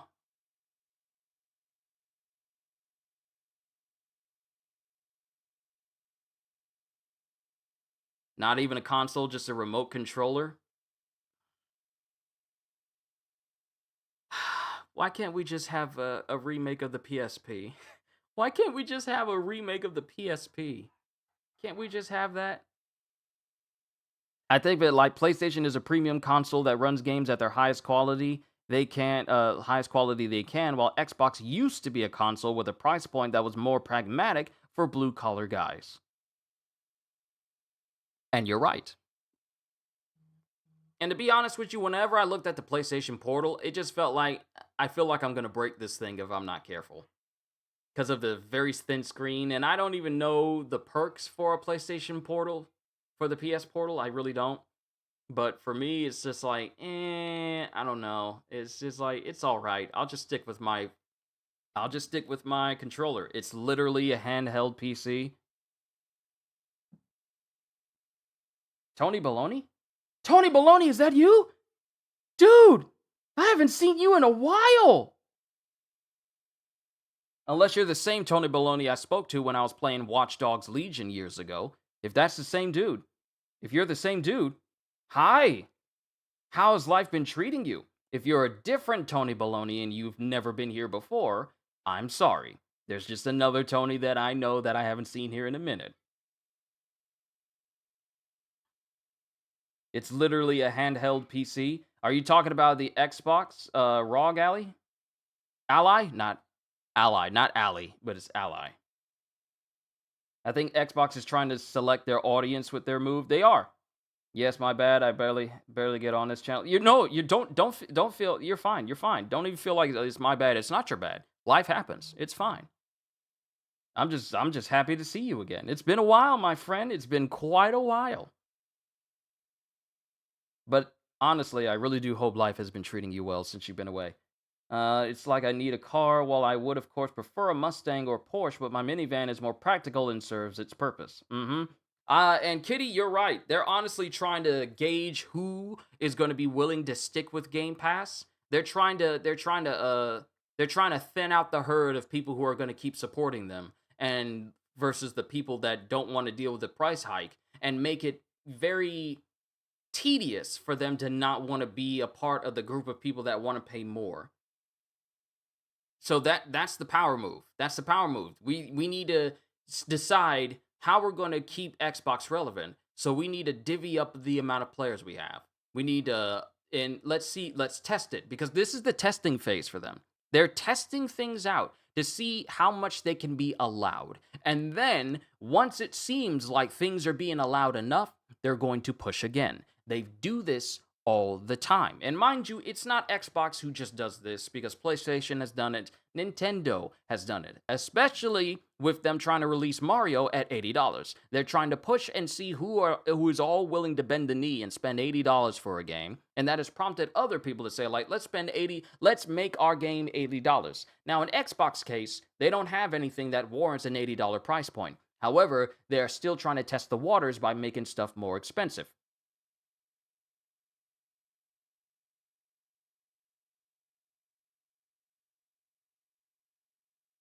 And as I've been all right, I'll make sure to tune in more often. I have another YouTube channel that I use more often. I'll subscribe to your channel on my other account. You do what you want. You do what you want, Tony. I'm just glad to see you again. I'm happy to see you again. But Xbox is really testing the waters here. They want to see how much they can get away with, and they want to see how much they can push to see who is still going to stick with them. And when they see that more than enough people are capable of sticking with them, they are going to let things cool off. And they do this all the time. They're going to let things cool off and then come up with something else that could possibly try to push the envelope just a little bit. Not as much as this. Not as much as increasing their Game Pass subscription, but it's going to be something. Because Xbox no longer has the pull they need in order for them to basically do whatever they want and people just going along with it. We've wisened up. We've realized we have spoken with our wallets. We have realized that these gaming companies who keep increasing prices of services that we've paid countless amount of money for all of these years, they've realized that, oh, they're starting to get wise. We're starting to pay attention now. We're starting to pay a lot more attention to what's being said. The internet has made it almost impossible for people to say stuff off cuff and then say, like, oh, I'm just joking. No, you weren't joking. We got receipts, all right? You were on camera saying this. You were on camera doing this. You were on camera doing that. We got you right here at this location at this time with the people that you were with. The internet, is very good at having and keeping and maintaining receipts. If you do it on the internet, someone somewhere is going to see it and they're going to remember it and they'll probably even take a screenshot and then they'll bring it back up again. So when these companies get out of their way to try and make it seem like, oh, they're doing us a service, that's when people start to get suspicious because it makes no sense. This is my other channel, but I'm really disappointed with Xbox. I really like Game Pass, but it's getting too expensive. Prices keep rising, and it's all corporate greed. And you're right. You're right. It's way too greedy. There is literally no reason for the subscription service that people didn't really have an issue with, save for, it being just like, it's been just like basic. Xbox Game Pass really hasn't had any issues. Xbox Game Pass was literally the saving grace of Xbox because Xbox as a whole doesn't do anything. Mihai, welcome back. Xbox as a whole doesn't do anything on its own. Xbox by itself does not have enough power to carry its own power. Its name isn't big enough on its own to carry itself forward amidst the successes of PlayStation and Nintendo without Game Pass.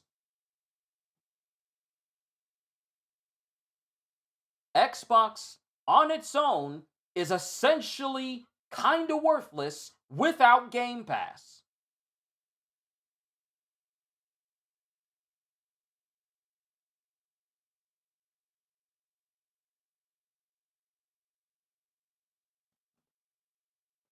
What happens under the sea remains under the sea. Under the sea. Under the sea. Xbox is drowning. Prices be floundering. Look at this. Completely. Like, things used to be fine on the Xbox 360, and things were okay on the Xbox One, but now things have just gotten so crazy. Feel like they're doing this intentionally. They want people to stop paying for Game Pass. What they want is for people to buy their first-party games, in my opinion. Where's their greed will do that? Yeah, it will. So here's my thing. Where are their first-party games? Because a lot of games you see them trying to talk about, especially when they have showcases, tend to be games that drop on Game Pass. Because here's the thing. A lot of indie developers, and I've been watching a lot of Mr. Matty Plays concerning his coverage for Xbox as well, and he's been making a lot of good points. But the thing that is concerning is the fact that a lot of indie devs saw Game Pass as an entryway for their games to get noticed. Game Pass helped a lot of indie devs get noticed.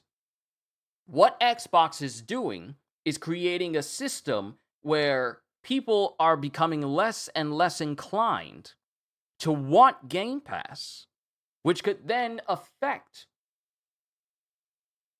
an indie game getting noticed because not enough people are taking notice because of Game Pass. There is even a percentage that they could make from the amount of people who are on Game Pass playing their game and buying their game. But by increasing these prices, you're now making people decide with their wallets whether this is something they want to invest in or not. And then indie devs are going to have to look for another way around. So it's not just the players who are being affected by this. It's people who are trying to become up-and-coming indie developers and developers in their own right, looking at Game Pass as a way for their names to get out there and to get noticed.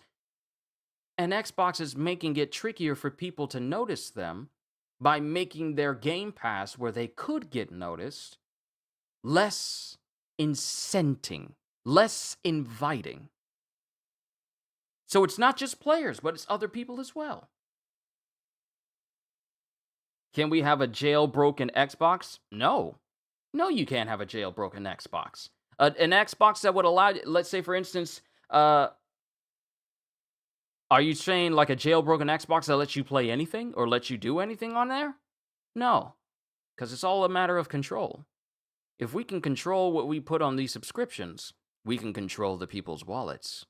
They'll either side with us or go someplace else. But we want them to side with us, so we need to give them everything that they think they want. Sure, we'll tell them it's pricey right now, but it's worth it. It's worth it.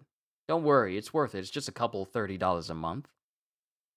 Don't worry about it adding up over the next 12 months.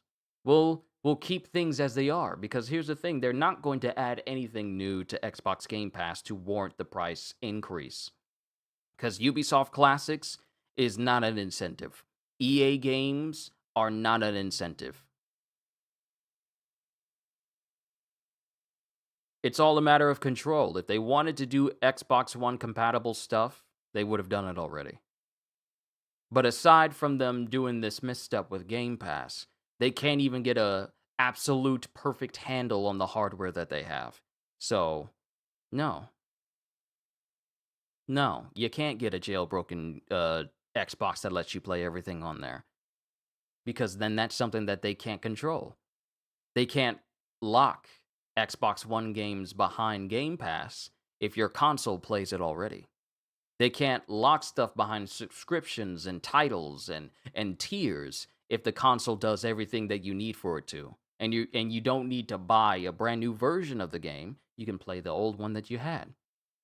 It's all a matter of control. It's all a matter of greed as well. We'll give them what they think they want. We'll leave out the finer details, because like I said, it took players finding out that you can no longer get discounts through Game Pass. You can only rely on the reward system, which is more than likely going to require an extreme level of grind, which is lessened by the higher tier you go. See, in a video game, this would be called a pay-to-win option. Mic drop.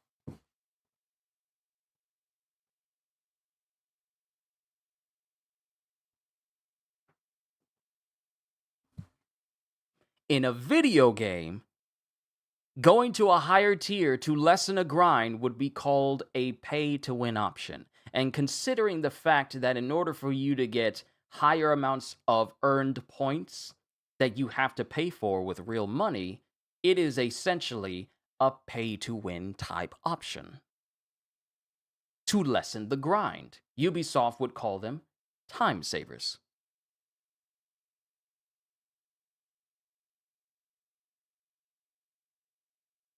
So this is where we're at right now. Xbox is giving you these options that you think will save you time as an Ultimate subscriber member, Ultimate Game Pass member, but it's essentially just yet another pay-to-win option that you would see in a video game or a mobile game, or especially a gacha game. Reduce the grind, earn more rewards. But you're still grinding, though. They'll give you the option, and who knows how long it's going to be before they start to nerf that as well, because they always do. They just nerfed it here, where you can't get discounts anymore. You're locked out of discounts, so it's not like you're earning these points and it makes up for it. No, you still have to work for those points.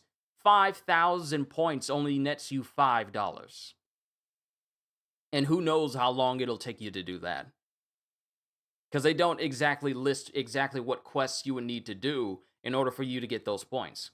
They never said that you didn't have to buy a game that's this price in order to get some extra points. They never said that. More than likely that'll be the case. They never said anything of like, oh, you need to beat an entire game and roll the credits in order for you to get like 50 points. That's a grind. They never said the specifics of what these quests would be. And forget anyone else who's on a member tier or an essential tier, because you're not going to be getting that same amount as well. And if you're a part of that free trial, like I told you earlier, you're going to be beset by ads. And no one likes ads in their video games. Every single time Ubisoft tried to add it or EA tried to add it, there was public outcry. And people said that they didn't want ads in their video games.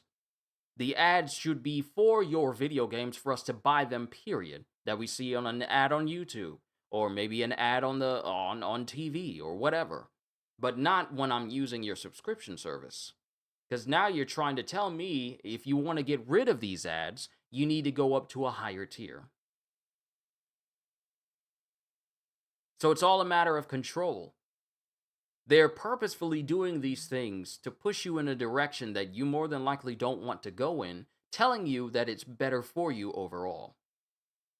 And it's not. Because if an option is telling you that the only way you're going to enjoy yourself with this entire console is if you go up to a higher tier you don't want to, that's not an incentive. You're being coerced and forced. And if you don't want to do that, then your time with your console will not be as enjoyable.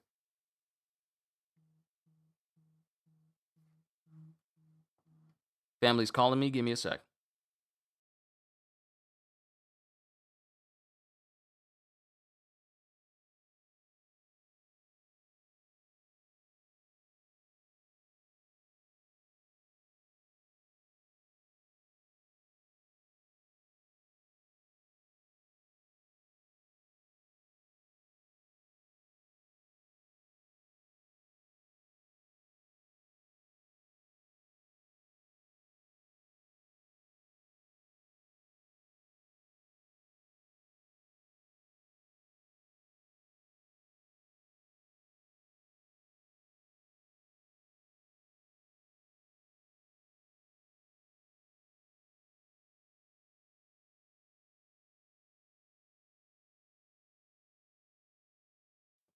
All right, I'm back.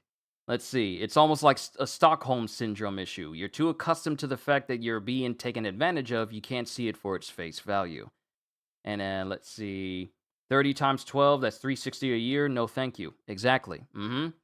It's ironic that the number you'd be paying for this new price of Ultimate is literally the last time Xbox console was at the peak of its power. Ain't that crazy? That's ironic. 360 a year for a console that is nowhere near as great as the 360. Ain't that crazy? That's crazy to me. That's ironic.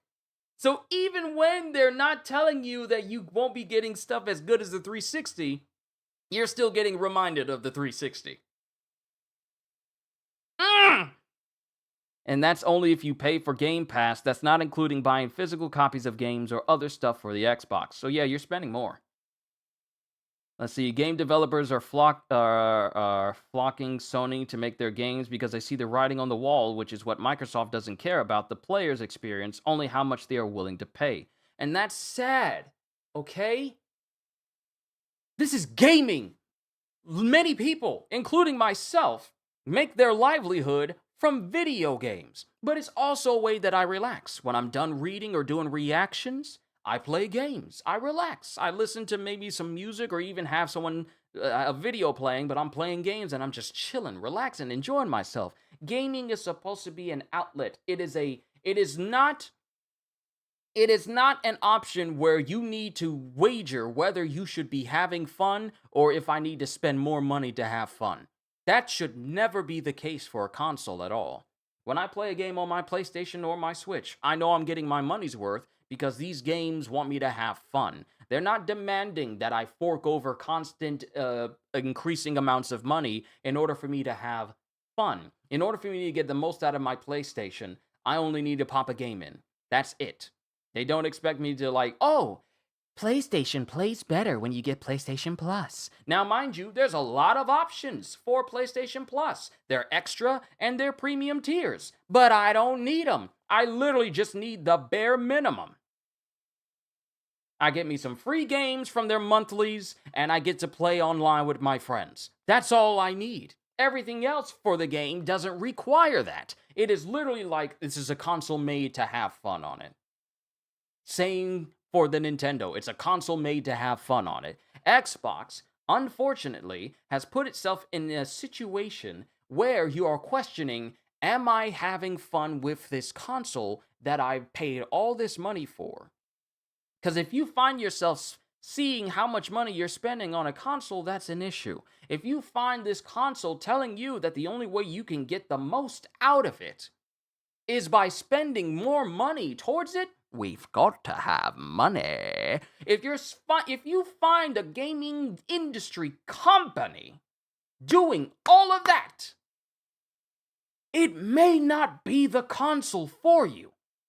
And you are probably being dealt a bad hand. This is for every Xbox player out there. You have been getting the short end of the stick for years, and I've brought this up in so many conversations. You have not been well compensated for the amount of time you've spent with this company. It's sad. I should not be saying this at all. I'm the type of person that loves to have fun all the time, and I also love it when people have fun with whatever they're doing, barring it's not injuring people or causing distress or discord across the board to anyone. If it's gaming, I want everybody to have fun, and I question the reason why an entire console will make people feel like they're being shorthanded, like they're being shortchanged, while they're being charged more for less fun. It makes me question things. And I've been saying this about Xbox for a very long time. And I shouldn't have to say it more than once, but I have said it almost every year. And it's insane to me. Xbox players have to be some of the most dedicated players because they're still with Xbox after all these years. Xbox and and it's not even Xbox's fault. It's just Xbox is an extension of Microsoft, and Microsoft has run some of y'all best games that trump Sony in a lot of ways. They have run your games into the ground.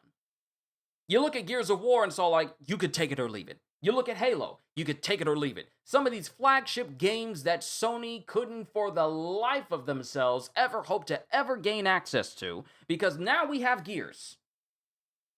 That used to be an Xbox exclusive. That used to be one of the best games on Xbox, and now we got Gears of War Reloaded. Mind you, that game has its own share of problems on the consoles that it's playing for, both on Sony and Xbox, so we'll talk about that a whole nother time. But these games that were considered some of the best that Xbox had to offer in terms of gameplay, in terms of story, in terms of gameplay, in terms of story, in terms of performance, in terms of longevity, Xbox gave us some of the best stuff. But now, you can't even look at Xbox and say for the life of you, when was the last time they had a game that could be considered Game of the Year? And I don't mean a multi-platform game. I mean a game exclusive to them, where you could say that Xbox was Game of the Year worthy. You won't find one. Of all the years that, and even though the Game Awards itself has its own share of problems, still for the life of me, I can't understand why Astrobot managed to win over Black Myth Wukong, despite how successful Black Myth Wukong actually was. You can't say for one single instance there's been a time when Xbox had a game that made people go, oh, this game is going to win Game of the Year. There hasn't been one. There's lots of games on Nintendo and Sony and multi-platform games. Death Stranding, Expedition 33, Donkey Kong Bonanza. This is the year where there are far too many games to be considered for Game of the Year, okay? This has been one of the craziest years for gaming, period. Yet out of all of this year, none of the games that we considered Game of the Year are Xbox exclusive. We're not bringing that up. Don't worry, I won't. I won't say anything more about it. But there hasn't been a single game to come out of Xbox this year or last year or the year before where people can say, like, oh, this game is going to be nominated for Game of the Year, let alone win Game of the Year at all. That should tell you something. When's the last time you've seen an Xbox game have a Game of the Year edition? Not a complete edition, Game of the Year edition.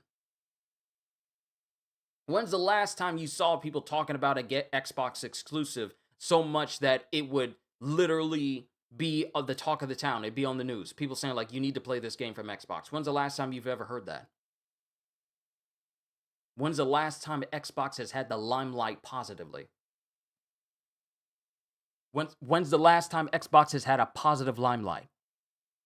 Because Xbox and Microsoft have been throwing foul balls and gutter balls for the past several months and past year and past 2 years. They've shuttered studios. They've let go of people that they didn't need to let go of. They've boasted about making $5 billion in revenue, more than likely gained from releasing all 9,000 plus of those people. So that's extra money they were able to gain back in return for all of those losses. Don't act like that's not the case here. You can't be boasting about $5 billion in revenue and you let go of almost 10,000 people literally several months beforehand. Okay? That just seems suspicious to me. You got games that come out that either don't work properly or don't run optimized for the consoles that they're made in. You're having games that were once exclusive to Xbox being sold and just given off to other competing consoles. What has Xbox done? High-end PC over any console? That's an option. It's an option. Not an option for me because I like playing on consoles. I know the significant advantages of PC, but let's not pretend like PC doesn't have its share of problems when games that are being made by developers are fumbling hard on PC to the point where games that are doing well on consoles are getting review bombed on Steam because those games are not optimized. Monster Hunter Wilds, Borderlands had its share of problems as well, so it's more so on the developer side than it is PC side. PC is a very good option because at least you can continuously upgrade your stuff in order to go with the times, in order to keep up with the, improved graphics of gaming and all that sort of thing. So console and PC gaming is fine. PC gaming has always been fine. When you see streamers and people playing games, they're either playing it on PlayStation or they're playing it on PC.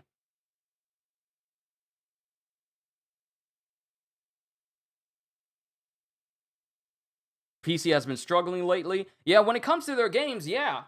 And I'm not going to overlook the fact that when it comes to graphics cards with PC, they tend to get ridiculously overpriced. But we're talking about Xbox. And I'm just saying, Xbox as a whole has not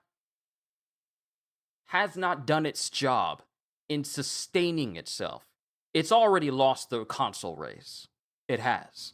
There's far more better advantages to buying a PlayStation, a PC, or Switch than buying an Xbox. If you want to get a console that lets you watch TV and stuff, you would fare better getting an Apple TV or a Roku or an Amazon Fire Stick. If you want something for that, get that. It's far less priced than an Xbox. And if you wanted to get into good games, play PlayStation, Switch, or PC. But Xbox is no longer the console. And who knows how long is going to keep that moniker, given the fact that Microsoft is focusing on AI and focusing on cloud gaming and digital assets and stuff like that. Who knows how long Xbox is going to exist as a console that's even worth mentioning at all.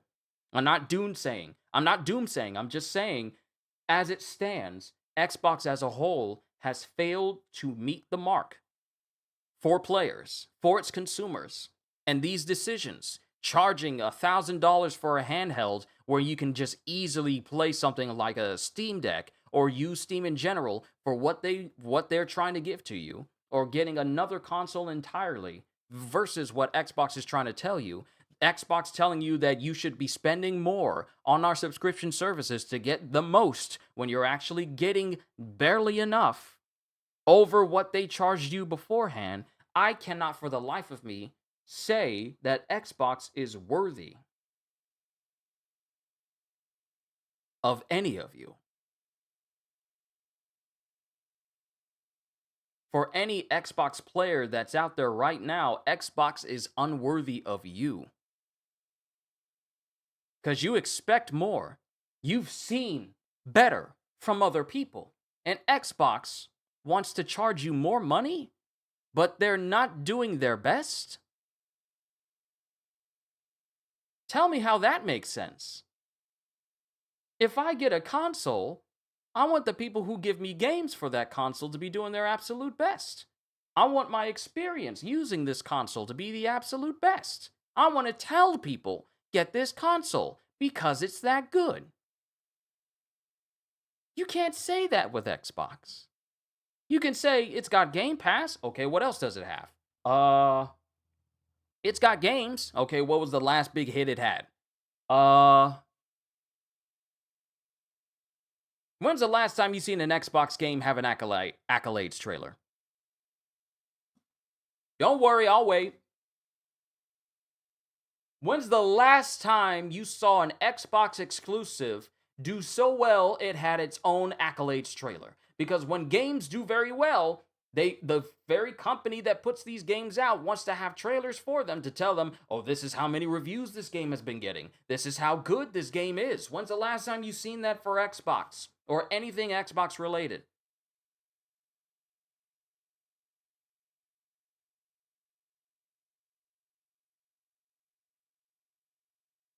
It's disappointing. It's disappointing.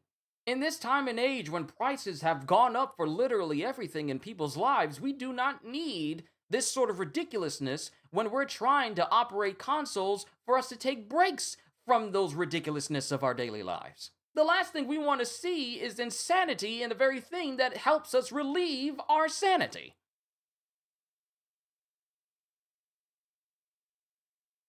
So I don't get it. I don't get it. And I'm not the best when it comes to words. I can only speak from my mind, and I don't rehearse any of this. I don't think about these things beforehand. I don't try to copy what anyone else has been saying, despite the many people that I've watched. I can only speak from my own experience and from what I've seen and what I've witnessed and what I feel doesn't make sense for players to spend as much money as they have towards a corporation that thinks that you are lucky, you are considered amongst the people that we want to spend more money on us. You're not getting that compensation. There's a give and take here. There's a give and take. We give these people money and we take what we hope to be good games, what we hope to be a good console.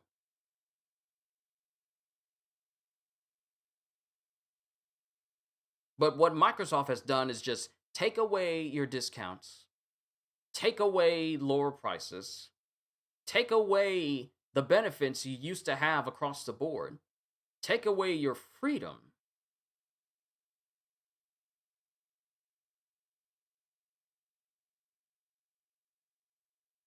Here's my thought. It's just like Microsoft has taken what many of us have seen as ridiculous and unnecessary and is now trying to make it standard for them. And people are making fun of them because of it. People are looking at them going like, "Yeah, yeah, we don't want to deal with you anymore." The worst thing you could possibly do is make a decision that makes people want to leave your business, that makes consumers consider other options. If you were doing well, you wouldn't have to worry about people trying to cancel their subscriptions, but you're not. People are trying to leave Xbox in droves to the point where the very site people go to cancel their subscription crashed from the amount of people trying to access it at once.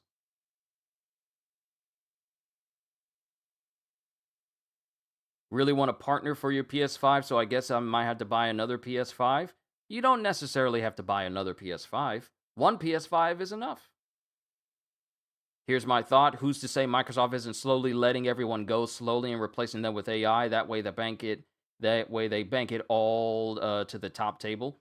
It's not ridiculous because they've been putting so much effort into trying to reinforce AI into their company as a whole that I don't know how much longer Xbox has before it starts to be seen as a lost cause. Because when it comes to the so called console war or the race for consoles, Xbox lost that race a long time ago. Phil Spencer even said that we lost that race earlier on in the last generation. This was before the Series X came out. This was like during the Xbox One days. And he said, like, we lost the console race. We missed our opportunity. While PlayStation continued to excel. While Nintendo continued to excel. While PC continued to dominate. So I don't honestly know how much longer Xbox has. And like I said, and please forgive me. Please forgive me. I don't want this to seem like a doom and gloom, but it's just like it's a bunch of nonsense that I just want to get out there. But honestly, with the way that Xbox has been going, it doesn't scream like they are long for this world. They and they have an opportunity to get back into people's good graces. And it's now. It's not later. It's not next year. It's now. Stop pretending that people look at Xbox as the saving grace of gaming, as it's the most powerful piece of gaming that exists. Those are lies. The lies they told us. Lies they want you to believe. It's not. It's just another game console. And that's bad because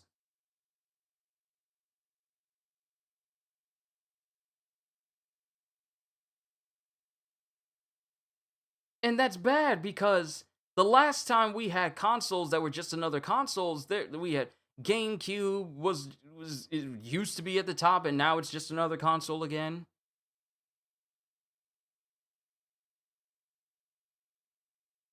It's not where it needs to be. Xbox needs to be doing way better.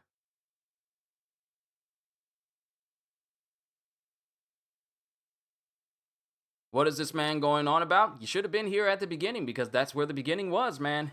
Your read is totally off. I'm going off of official news. And I'm going off of official information. This isn't a rant based off of conjecture and it's not based off of random stuff. It is literally based off of facts. Bro, you are wrong. I am. It is doing better. It is? Really? Show me where. Simple hearsay is not enough, my friend. You can't just say it is doing better. Where is it doing better? See, this is the reason why I have these conversations. By all means, tell us. No one else say anything. Tell me where Xbox is doing better. And I am willing, and I'm not up on my high horse to say like, "Oh, you're wrong." But please tell me where I'm wrong and Xbox is actually doing better now than it was before. They are saying it. They are saying it. Who's they?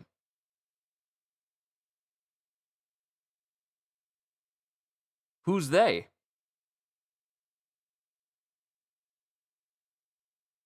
Does they have a name?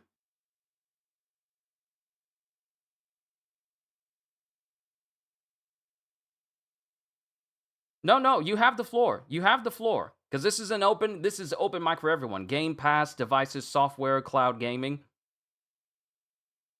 They is Xbox. They're doing better. They said that they're doing better. So Xbox says that they're doing better, so they're fine. So all the stuff that I've talked about is just utter nonsense. But Xbox says that they're doing better, so they're fine.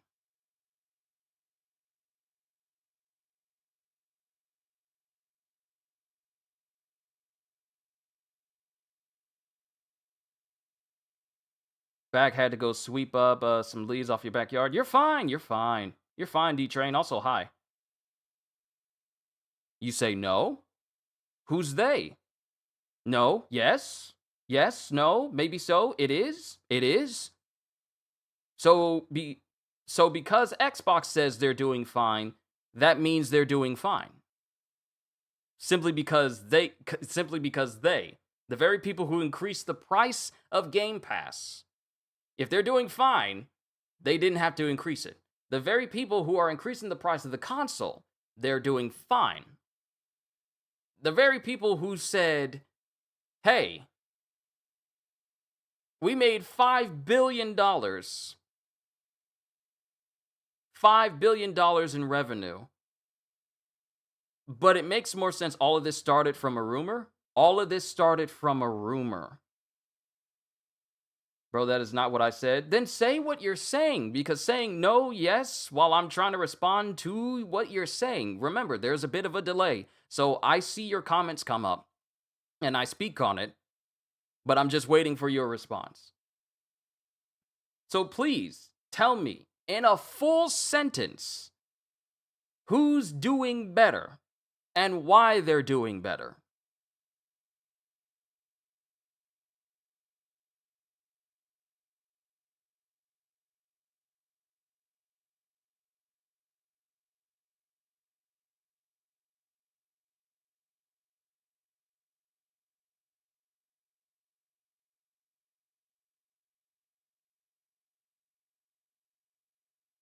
See, the only rumor that started was people saying that Xbox was not going to be was thinking of canceling their next gen console in the future. That's the rumor. The fact, however, is the fact of them increasing the prices for their Game Pass and everything.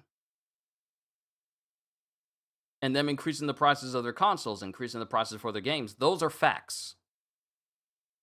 Just because people don't like the new direction does not mean Xbox is bad. This is just some rage bait. See, this is the reason why you should have been here at the beginning, because I stated before I said anything that this is not a dig on Xbox. This is just a talk about why the decisions that they're making are not good ones. Don't worry, you can rewind it. You can go all the way to the beginning of it, and you can see me actually say these words before I went on this unsub. You weren't subbed here in the first place, so nice try, though. I mean, I got well over enough people to make up for someone else leaving, so it's fine. You do what you want. You're not bothering me. I'm just wondering. Let's see. This is just some. It is. It is though. It is a dig. Really? Huh. Could have fooled me. Because check this out. By all means, please, please, please, enlighten the rest of us. Bought a Nintendo 64 and broke out your PS2 because I insist that my sin starts at square one, like I didn't want him to miss out on let me see. Your son brought a Nintendo 64 and broke out my PS2 because I insist that my son starts at square one like I did, and I didn't want him to miss out on appreciating wonderful retro games. That's a good dad. It's a good dad. Bro, you meant Game Pass? Then say that. You can't just say, bro, I meant Game Pass. Ha. And then not it would help if you just keep your sentences concise, please. So that way I don't misstep over what you said or mistake what you said on accident. So please. And son. Oh, don't worry, Shonen. I was able to tell. But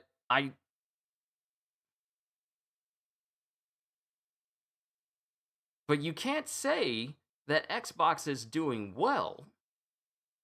They're doing so well that it's necessary for them to increase the price of it. If they're doing well, they wouldn't have to increase it at all. If they were doing well, just fine, this whole move would be completely unnecessary. I'm just saying, it would be completely and utterly unnecessary.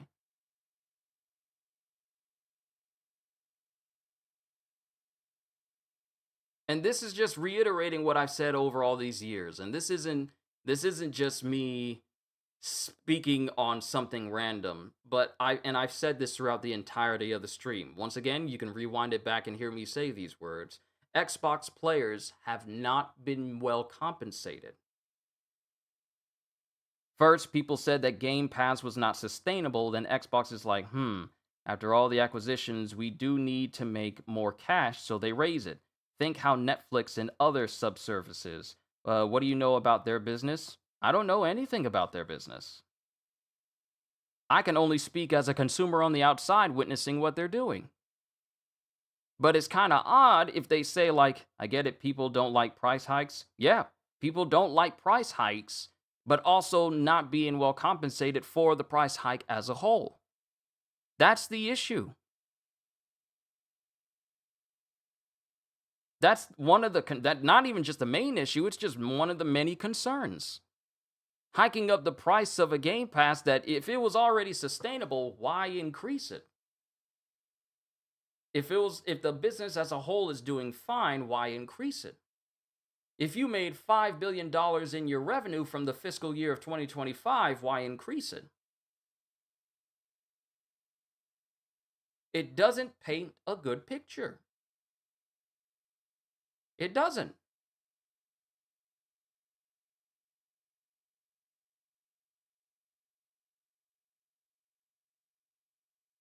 But if you have that concern, then you don't have to sub. Yeah, you don't have to get a part of the Game Pass option. That's the option. But it is not sustainable. So, let me just ask you this. Wait until PlayStation raises theirs. It's probably going to be the same thing. More than likely it'll probably be the same thing. I wouldn't be surprised. I'm not saying that PlayStation is perfect in that regard. I'm just calling out the nonsense of what Xbox is doing. And I've been calling out the nonsense of what Nintendo has been doing. So they're not exempt, but I'm just calling it out. I'm just calling out the hypocrisy of Xbox saying that this is fine for them to do when they haven't really been doing anything to warrant such a price hike in the first place.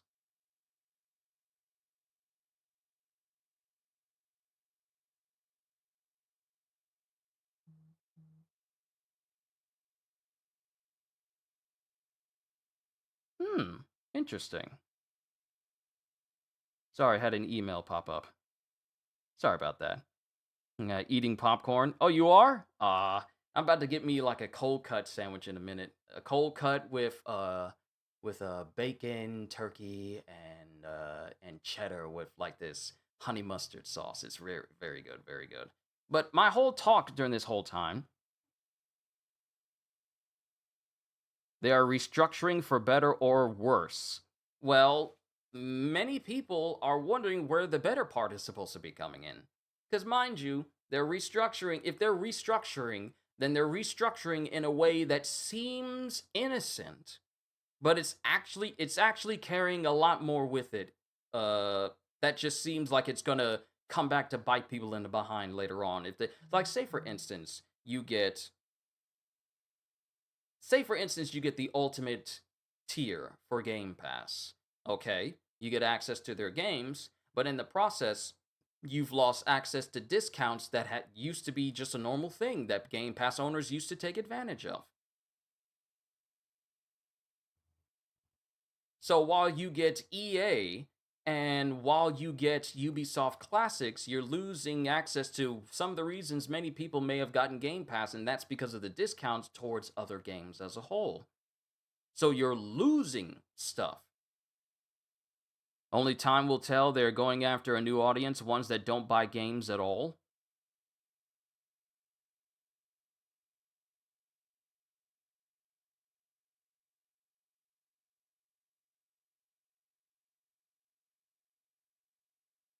If anything, they're alienating people because they're removing benefits that people could have at lower tiers and restricting them to higher tiers and giving people less to mess with versus people on the higher tiers who get all of these extra benefits, even though some of those perks are now gone. No one buys games. On average, it's 3 games a year.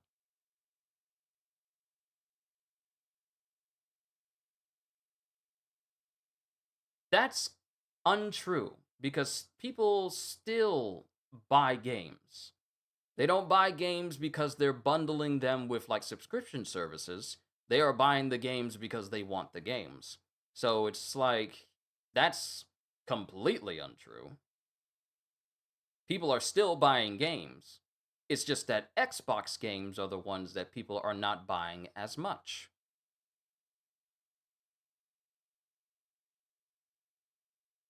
But it is the truth. This is their move, like it or not. It's not even a matter of like it or not. It's literally, bro, let me get you the stats. Please do. Please. Please.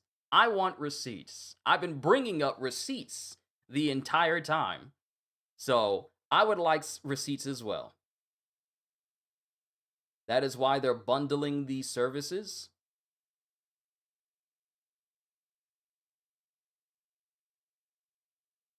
Them raising the prices shows they aren't successful. If they're raising the prices, yeah, it kind of shows.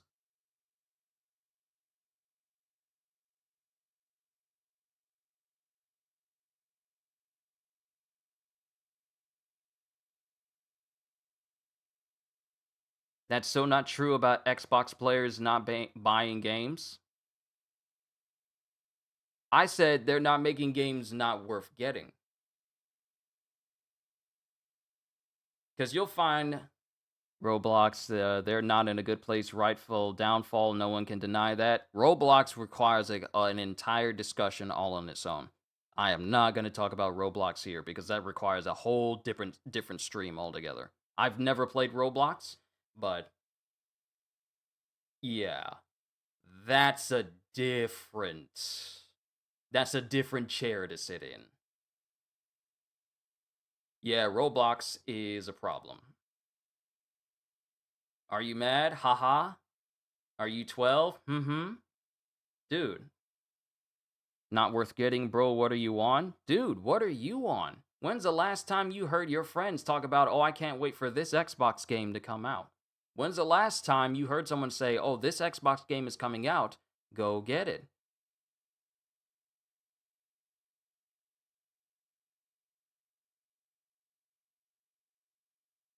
I'm just saying, it's kind of weird that it's kind of weird that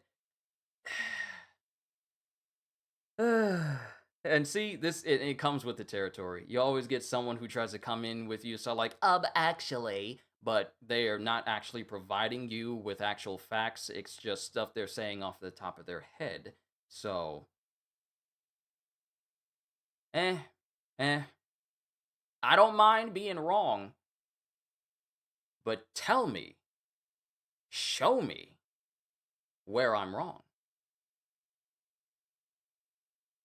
Ooh, perfect. Perfect timing. Family's here with food. I'll be right back. Hold tight, everybody. I want to finish up this talk a little bit.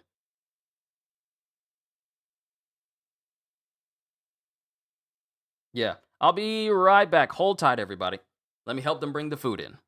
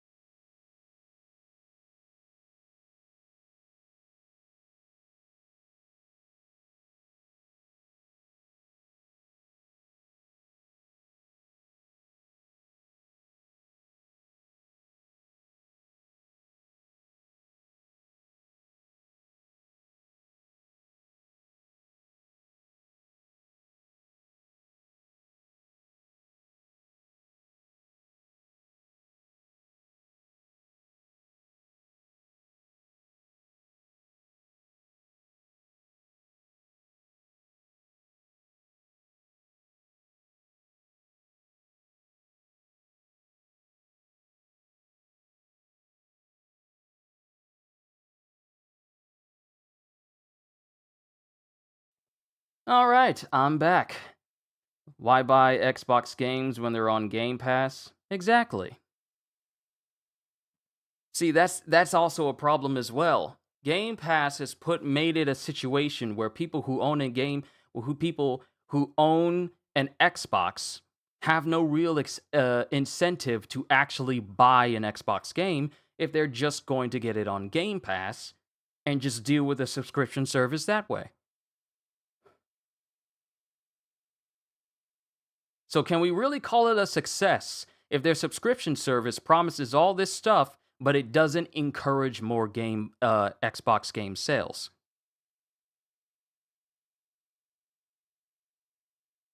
That's my opinion.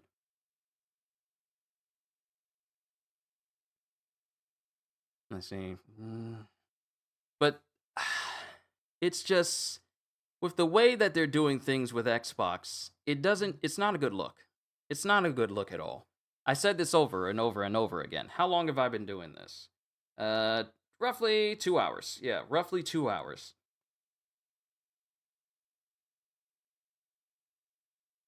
Oh yeah, Kitty is a wonderful chef. She is a wonderful chef. She is absolutely incredible when it comes to making different types of food. She gives us all sorts of different recipes and everything. So she's wonderful. She's wonderful. But I'm just disappointed with how Xbox has been as a whole. Cause despite what people and you'll have people like your boy who was just in here try and say that the stuff that they're doing is fine, or maybe or they're doing better, which they're not. Let's be honest here. Xbox has not been doing good for a while. There's literal facts, there's literal receipts, there's literal statements from literally the heads of their department saying like we kind of faltered here. So no, they're not doing better. If your head of Xbox, Phil Spencer, says that we failed in being we faltered and lost the console race 2 consoles ago, and he hasn't spoken well about the console in the same regard as during the 360 days or during the Xbox One days as he does right now, if the decisions of Microsoft towards Xbox has not garnered this entire console being much better than it used to be, where a moment where the Game Pass price hike wouldn't even be that much of a concern if the business as a whole was doing well. If it was doing well, people wouldn't really bat too much of an eye at this increase because at least they know that, hey, Xbox is doing well. Oh, we're going to get something good in return for all of this, but it's not the case here.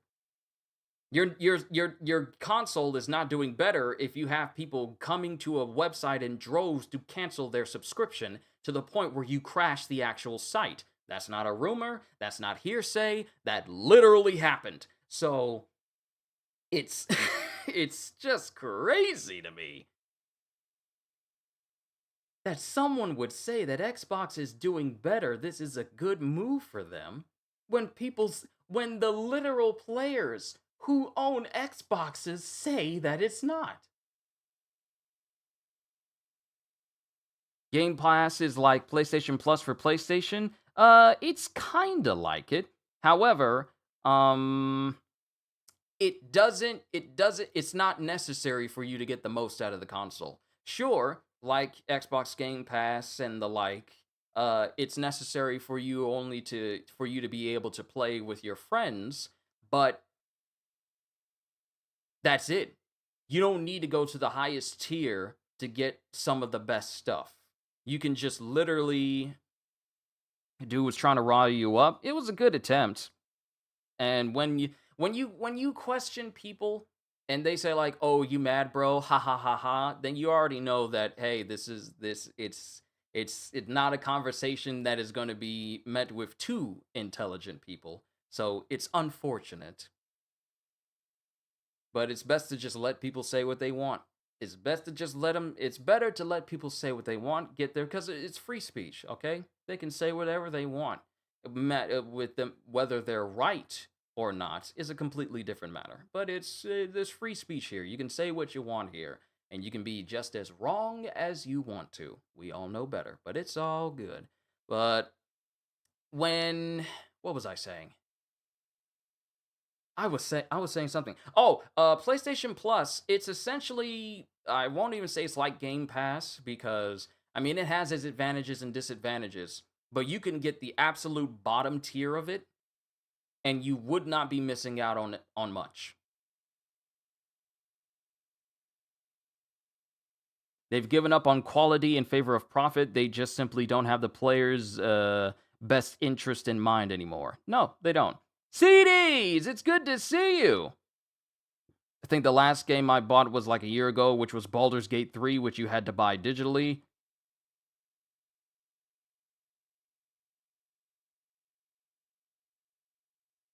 Now you feel kind of bad? Don't be. You're fine. You're fine.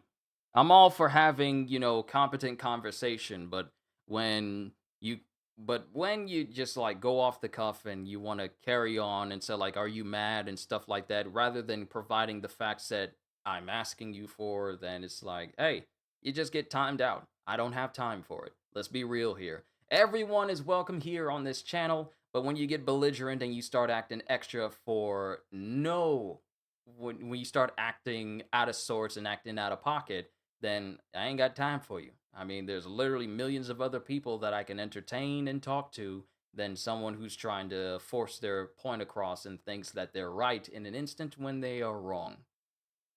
And I will literally forget you even existed. I know that's a bit blunt to say, but hey, I'm gonna move on. I'm gonna move on. I'm gonna keep rolling on like nothing's ever happened. But yeah, it's good to see you, bro. I got my hands on some lunch right here. But with PlayStation Plus, you literally could just get the lowest possible tier and you wouldn't be missing out on anything PlayStation related. Cuz as far as I'm concerned, they should have the free games on PlayStation Plus right now on there. Yeah, there it is. Monthly games. It should be Alan Wake, yeah, Goat Simulator, and Cocoon. I will be downloading Alan Wake and Goat Simulator once I get done here because I don't think it's fully updated yet. But are you mad my Xbox is better? Are you mad my Xbox is better than everything? Uh, no, no, no. It is not better than everything. No, it is not. Because if it wasn't, people wouldn't be talking about it in the less than favorable light that it's in right now. We wouldn't be having people talking about, wow, this is very, very bad, or this is not a good decision. When you have professionals saying, like, no, this isn't good, when you have people who analyze companies like this for a living and they say, like, nah, this is not a good, when you have analysts saying, like, nah, this price hike may not have been a good decision for Xbox. Matter of fact,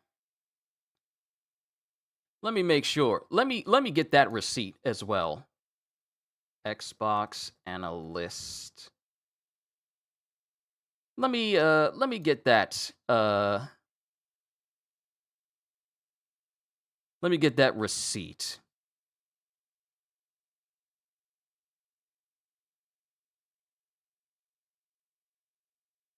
Mhm. Uh-huh. I want to make sure cuz I don't want to be like the type of person that just speaks from conjecture and hearsay. I like to pull up actual facts.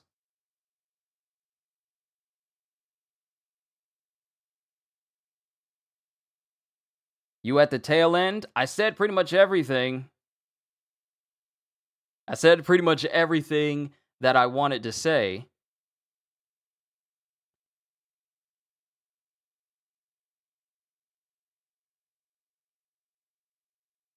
And apparently there's leaks coming around.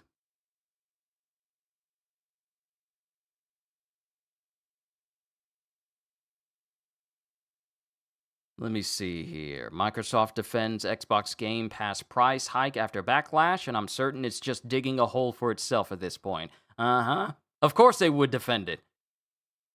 Let's see what they said. It's become increasingly evident that consumers aren't happy with Microsoft and its new Xbox Game Pass prices, with the ultimate tier hike being the worst offender at $29, £22, and Australian $35.99 a month, and it doesn't seem as though Microsoft is backing down on its decision either. As reported by Tweaktown, Microsoft's Director of Gaming and Platform Communications, Dustin Blackwell, said the Xbox Game Pass price hikes are never fun for anybody. Of course they aren't. They're price hikes. People don't look at price hikes and say like, "Oh, I can't wait to pay more for something I was paying less for." It's what? That's a dumb way to put it. No one wants to see the prices of stuff increase. That's the reason why people have had such a concern with gaming prices as a whole across the board. Not just with Xbox, but across every facet of gaming. Gaming prices increasing has never been fun. So that's a little bit of a moot point in pointing out the flat out obvious, but insists that more value is being added to Game Pass plans in a statement to The Verge. Ah, yes, because removing the ability to have discounts for games and DLC that players once had access to before the price hike, that just constitute as more value. That stance seems at odds with the fan reaction that stemmed from its initial price hike announcement, considering the mass cancellations alone. I doubt comments of this nature will sit well with consumers, regardless of Blackwell's efforts to provide better reasoning for price increases. In fact, his comments suggest Microsoft won't walk back its decision, even if it means losing subscribers, which is already happening. So if I pull that up, it says there are more people, there are more people Googling how to cancel their Game Pass subscription than ever before. And mind you, this was an article from 4 days ago. The Xbox community is responding to the changes to Game Pass as Google searches on how to cancel subscriptions reach an all-time high. It comes at the highest tier. Game Pass Ultimate was hit with a 50% price increase, now setting users back $29.99 a month. According to Google Trends, searches for cancel Game Pass has never been higher. On the graph, you can see a steep increase as soon as news of the price changes was revealed, suggesting that many have decided that $29.99 is just too much to pay for the service. As per the graph on Google Trends, cancel Game Pass searches have reached the highest point that is able to track. If the data is accurate, that is also higher than it has ever been in Game Pass's entire lifetime. Oh, some lady was upset at Xbox. I forgot what it was, and she's been in Xbox for over a decade and talking about count your days. She's no longer dealing with them no more. Oh, that's unfortunate. Hi, Dragon. Hello. It's fun for the pockets of Microsoft executives. Of course. Okay. So here's my thing. I draw the line when people start making threats and death threats towards these decisions. I'm all for understanding people being irate about it, but when you start issuing threats to people, no, that's obviously a definite line. So yeah, people, don't take it too far. You can voice your opinion, but don't try to threaten that you'll physically voice your opinion towards anybody.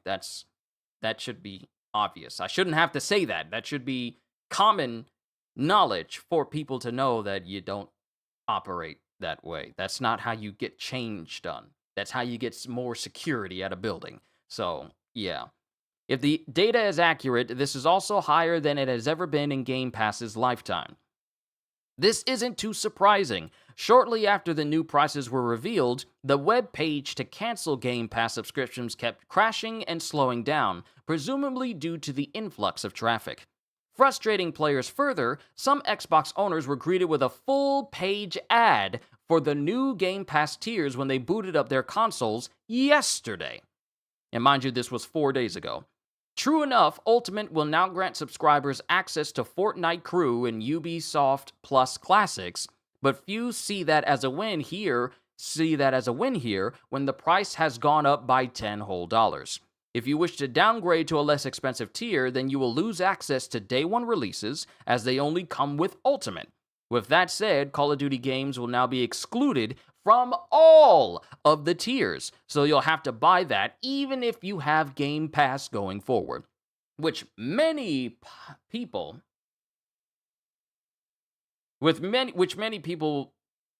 likely got Call of Duty 4 through Game Pass so that they could play the newest Call of Duty that came out. Many people. I don't know how many people, but many people did. I don't think you want to do something. I don't think she's going to do something. I think she meant it will fail in the future, whatever Xbox is doing. Xbox is good too, or am I wrong? Are you making a joke, or are you being serious? Kind of reminded me of that video of that guy trying to return the copy of Fallout 76 and he tore up the GameStop when they wouldn't give him a refund. Oh yeah, there's a whole video based off of that. Thank you, Internet Historian.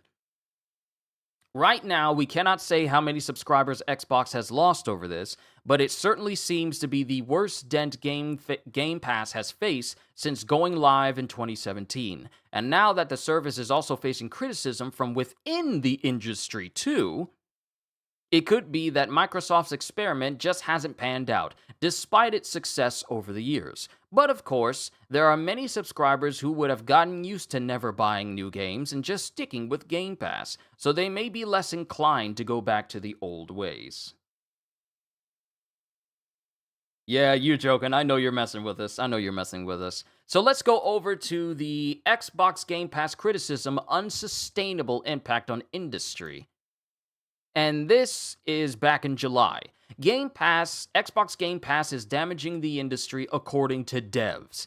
At a time, and this was done back in July 5th of this year, at a time when almost every major company in the entertainment industry has its own subscription based service, Microsoft has been particularly passionate about its own offerings. Over the past few years, Xbox has gone all in on Game Pass, being the only major gaming company to put its first party releases on a subscription service from launch day at no extra cost. There's an advantage right there. This is so hilarious. I know. Ain't it great? Ain't it great? Being the only major gaming company to put its first party releases on a subscription service from launch day at no extra cost. A risky strategy, but one that Xbox has stood by through thick and thin. However, it looks like third party developers aren't as enthusiastic about this business model. In the wake of Xbox's latest round of devastating layoffs, because this is around the time when Microsoft essentially lost 9,000 people, two industry figures have shared their opinion that Game Pass has had a detrimental effect on the industry and has a negative impact on game sales. Arcane founder and Larian publishing head hit back at Xbox Game Pass, and this was said on July 5th, where Ratchet Taco says, "As a developer, what are your thoughts on Game Pass?" And this is Rafael Colantonio. Tonio, I probably butchered his last name, my apologies. "I think Game Pass is an unsustainable model that has been increasingly damaging the industry for a decade, subsidized by Microsoft's infinite money. But at some point, reality has to hit. I don't think Game Pass can coexist with other models. They'll either kill everyone else or give up." This was kicked off by Rafael Colantonio, founder of Arcane Studios and current president of Wolfeye Studios. Amidst the discussion about Xbox's layoffs, Colantonio shared his thoughts on the matter. "Why is no one talking about the elephant in the room? Cough, cough, Game Pass." In the replies, Colantonio is dismissive of the idea that AI is solely to blame and expands on his concerns with Game Pass. I think Game Pass, and I already read through what he said. In another response, he says that Xbox's actions are throwing a tsunami at the entire ecosystem of the industry. Michael Dowse, head of publishing at Baldur's Gate 3 developer Larian, agrees with this sentiment. "What happens when all that money runs out is the most vocal concern in my network, and one of the main economic reasons people I know haven't shifted to its business model," he says. Both also push back against Xbox's insistence that putting a game on Game Pass won't cannibalize its sales. Dowse does say that there is some value in smaller games going on the platform, but otherwise, neither seem keen on the idea of putting their releases on Game Pass. Instead, they argue that the service ought to host Xbox's backlog, similar to what we see with PlayStation Plus. Back in 2023, leaked memos gave us an idea of how much publishers are offered to have their titles put on Game Pass. In the memos, we saw that Xbox was willing to offer Larian just $5 million to get Baldur's Gate 3 on the service, compared to the $250 million for Mortal Kombat 1 and $300 million for Star Wars Jedi Survivor. Xbox would likely offer Larian much more money now, following Baldur's Gate 3's success, but the studio has already made it clear that it isn't interested. And good on Larian for being one of the good devs out there that sees just how lackluster this offer actually is. Meanwhile, Xbox faces criticism throughout the gaming industry. This is in response to the layoffs, which saw around 9,000 employees laid off and multiple games canceled. This includes the Perfect Dark reboot, an unannounced game from Romeo Studios, and an MMO from ZeniMax Online. So we come back to the whole Xbox Game Pass thing and them trying to charge more money for their consoles in the future and charge more money for their games in the future. And we're in this current situation with Xbox right now, where they are pretty much not making good decisions. Not good decisions for their consumers, at the very least. So yeah, Xbox is doing better? Please. If they were doing better, we wouldn't be having this discussion. I wouldn't have no problem singing the praises of Xbox in casual conversation or even having streams talking about how Xbox went from being one of the best consoles to being one of the better consoles with PlayStation to being one of the best consoles, if not the best consoles around. But we're not having that conversation. So, no, Xbox isn't doing better. What they're doing will not last forever. And I'm not saying that in the long terms of like endless gaming. I mean, what they're doing is not going to give them the returns that they think it's going to. Mind you, they said they made $5 billion in the fiscal year of 2025. Should be interesting to see where they stand after their next fiscal year is over. Will they have made the same amount of money? Let's keep that in thought here. They put out there in public that they made $5 billion in revenue for the fiscal year of 2025. Let's see how they speak for the next fiscal year. Let's see. Which should be around July. They also tried to patent the game mechanic of summoning or riding creatures. Okay, you're talking about Nintendo. Free Game Pass with ads. Kyushu's got a ball up his mouth as in, yeah, Xbox ain't looking good facial expression. It's been downhill since the 360 days. How much is profit, though, netted? That's the thing. We don't have that number. We only have the number of the revenue that they gained, not the amounts that they've had to put towards, not the amounts they've actually gained after they've had to pay their shareholders, after they had to pay development costs and everything. We don't have that number. Matter of fact, let me pull up that same article that said about the $5 billion.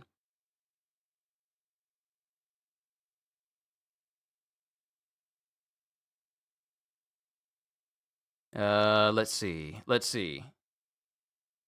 Oh, it's not even just Xbox itself. It was literally the Game Pass revenue was nearly $5 billion.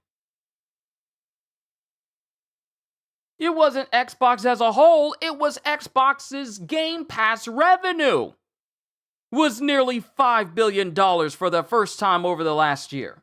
So now, we go back to what I've been saying this whole time. If the revenue from Game Pass was nearly $5 billion, why is there a need for a price hike? See, when I saw $5 billion, I thought it was just $5 billion across Xbox as a whole. But no, this is nearly $5 billion for just Game Pass. So now it brings into question my entirety. Now it just brings into question my entire question of what warrants the need for them to do a price hike. Unless that $5 billion in revenue was just what they earned, but not what they could use. And therefore, the price hike is to make back and probably almost as much money so that they can cover all the costs that led to that nearly $5 billion. Okay.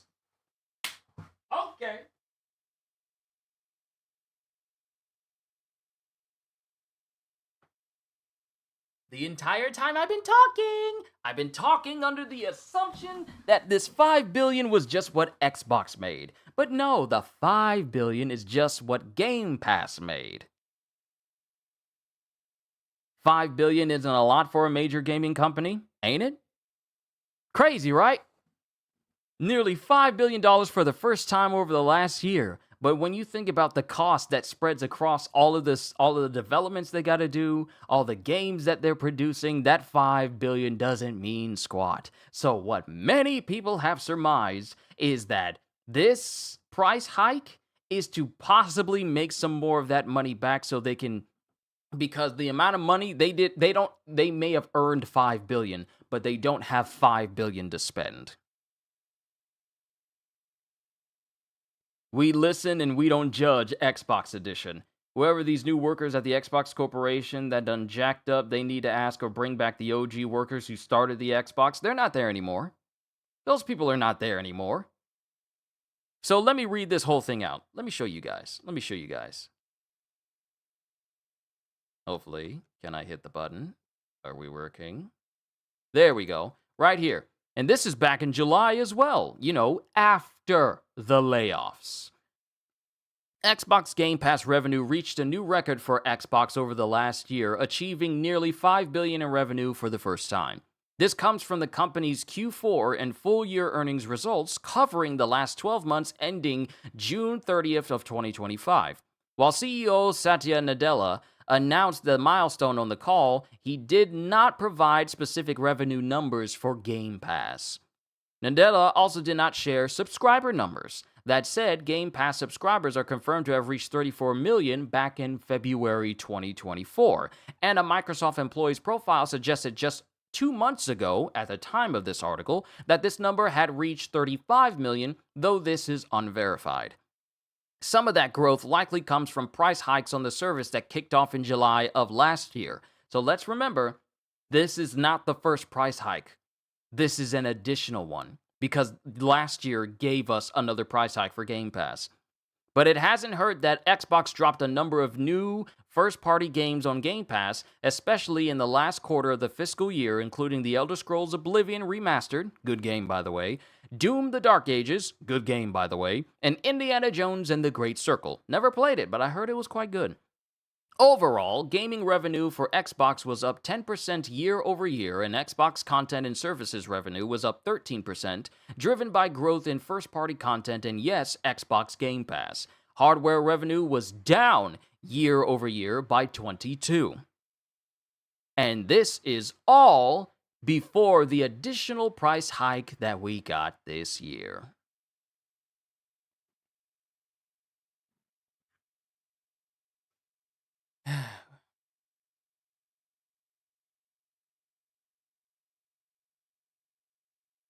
It sucks no one learned the lesson from the consequences that occurred from when the Nemesis system got patented. Oh, y'all, you guys are still talking about Nintendo.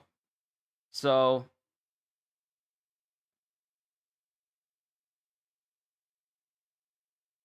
let me see. I think the problem is a lot deeper than just Xbox. The mindset of these companies is wild. And it's not just Xbox, it's a lot of companies that are out there. It's just that Xbox is showing it's behind enough for us to be looking at them.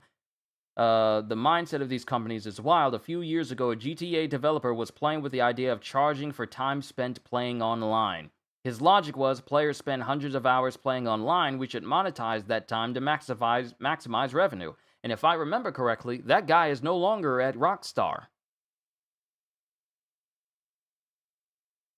But yeah, I feel like Princess Jasmine riding on the carpet and Kyushu singing a whole new world, a whole Game Pass that'll charge you more. We want all of your cash. I'll have to make up the lyrics a little bit later. But by the way, unrelated question. By all means, go ahead. By all means. I've said everything that I wanted to say about Xbox, and anyone got any idea if we'll get any new PlayStation hit game series? Like brand new franchises as a whole? They let them go? I had a feeling.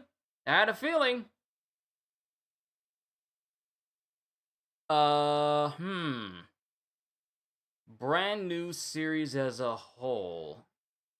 I have a feeling that we'll get new series, because as soon as they realize that we are tired of seeing The Last of Us all the time, as soon as they see that, yeah.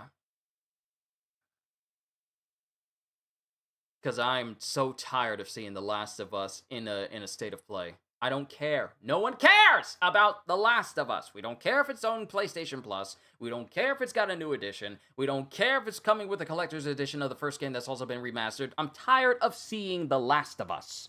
I'm tired of seeing it. I don't want to see it anymore in more state of plays. We saw it in the last state of play. It had no business being there. It had no business being there. You want more mecha games? Not gonna lie, bruh. Can we get like story DLC for Armored Core 6? Huh? Can we get that? Can we get like a Power Rangers game where we get to pilot the Megazords? Can we get that? Can we get a Godzilla game where we get to play as Mecha Godzilla? Or what is it? Jet Jaguar. Can we get something like that? We do need more mecha games. Can we get like a brand new Dynasty Warriors Gundam Muso? Can we get something like that?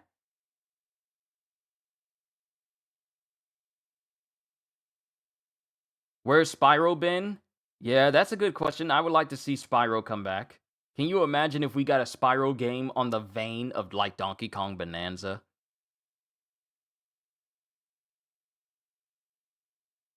I want to get like a brand new Jack and Daxter game, but I don't trust the Naughty Dog we have to in this day and age to produce an actual good Jack and Daxter like we all used to love. I don't trust them now. I don't trust them. I brought this up before. But I think I've said everything that I needed to say.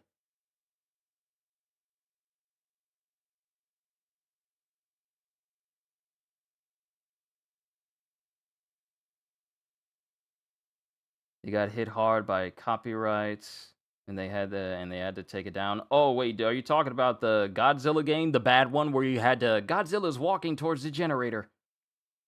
I'm really hyped for 1943 Rise of Hydra. I'm hyped for Wolverine. That's the Marvel game I'm very hyped for. That and Marvel Cosmic Invasion, which we still don't have a release date for. But I've said everything I needed to say about Xbox. I got food here. I'm going to eat that. And the newest chapter of One Punch Man drops tomorrow.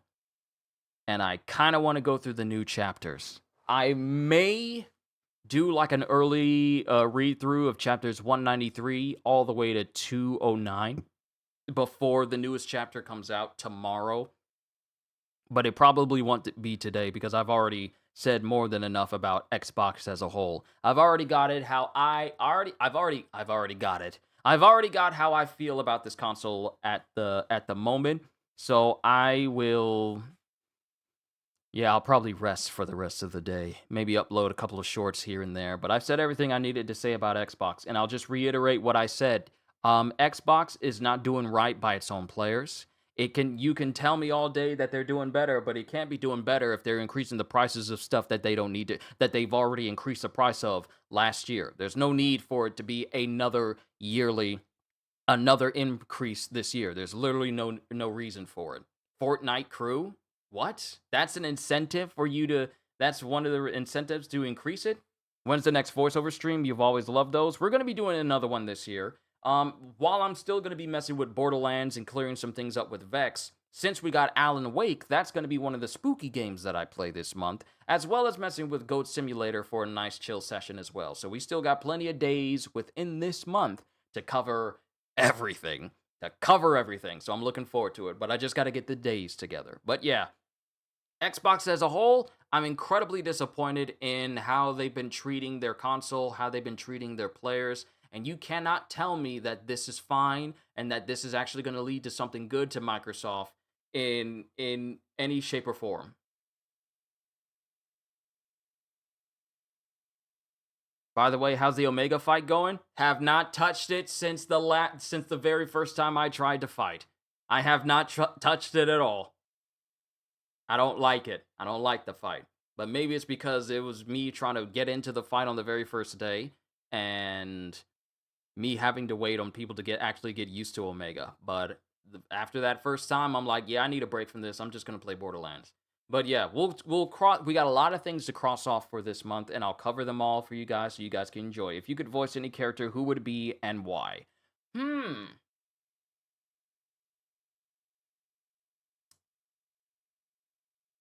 Huh. If I could voice any character, I would love to voice. That's actually a good question.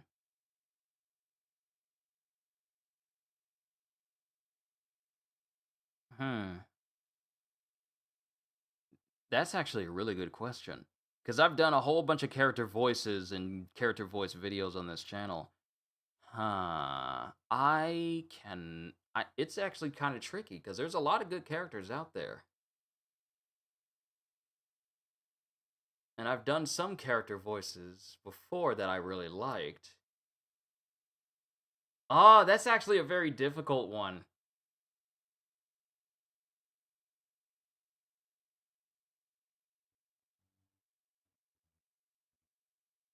Hmm.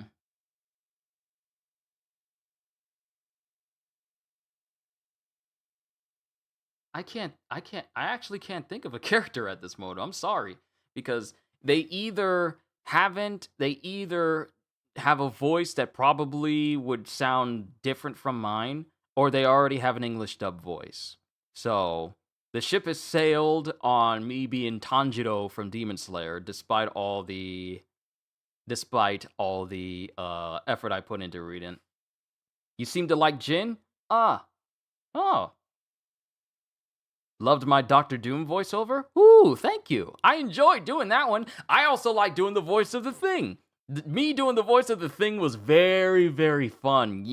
Having the Yancey Street voice for him. So, it's gotta, hey, oh, get those medlars. So, having a deep voice for that, it was very cool. So, but. And it doesn't even have to be an anime character. It can just be someone from It could be someone from I can't come up with an answer right now. It's kind of tricky because there's a lot of characters who are already voiced by somebody. I do like doing the voice of Jin when I'm reading through Solo Leveling. I really do like doing Jin's voice, but Alex Lee is Jin. He is Jin. I'm gonna say that right now. He does one of the best voices for Jin, aside from the Japanese voice. But Alex Lee is Jin. He is the quintessential Jin voice I hear when I'm doing my voice for Jin when I'm reading through Solo Leveling. I'm doing it based off of his tone of voice because he does such a phenomenal job. But if Alex Lee wasn't doing the voice of Jin, I would be doing it. But that's just me. But I think I said everything I wanted to say about Xbox. I want to leave this on a little bit of a happier note. I hope and pray Xbox does better. That's my prayer. And that's my hope.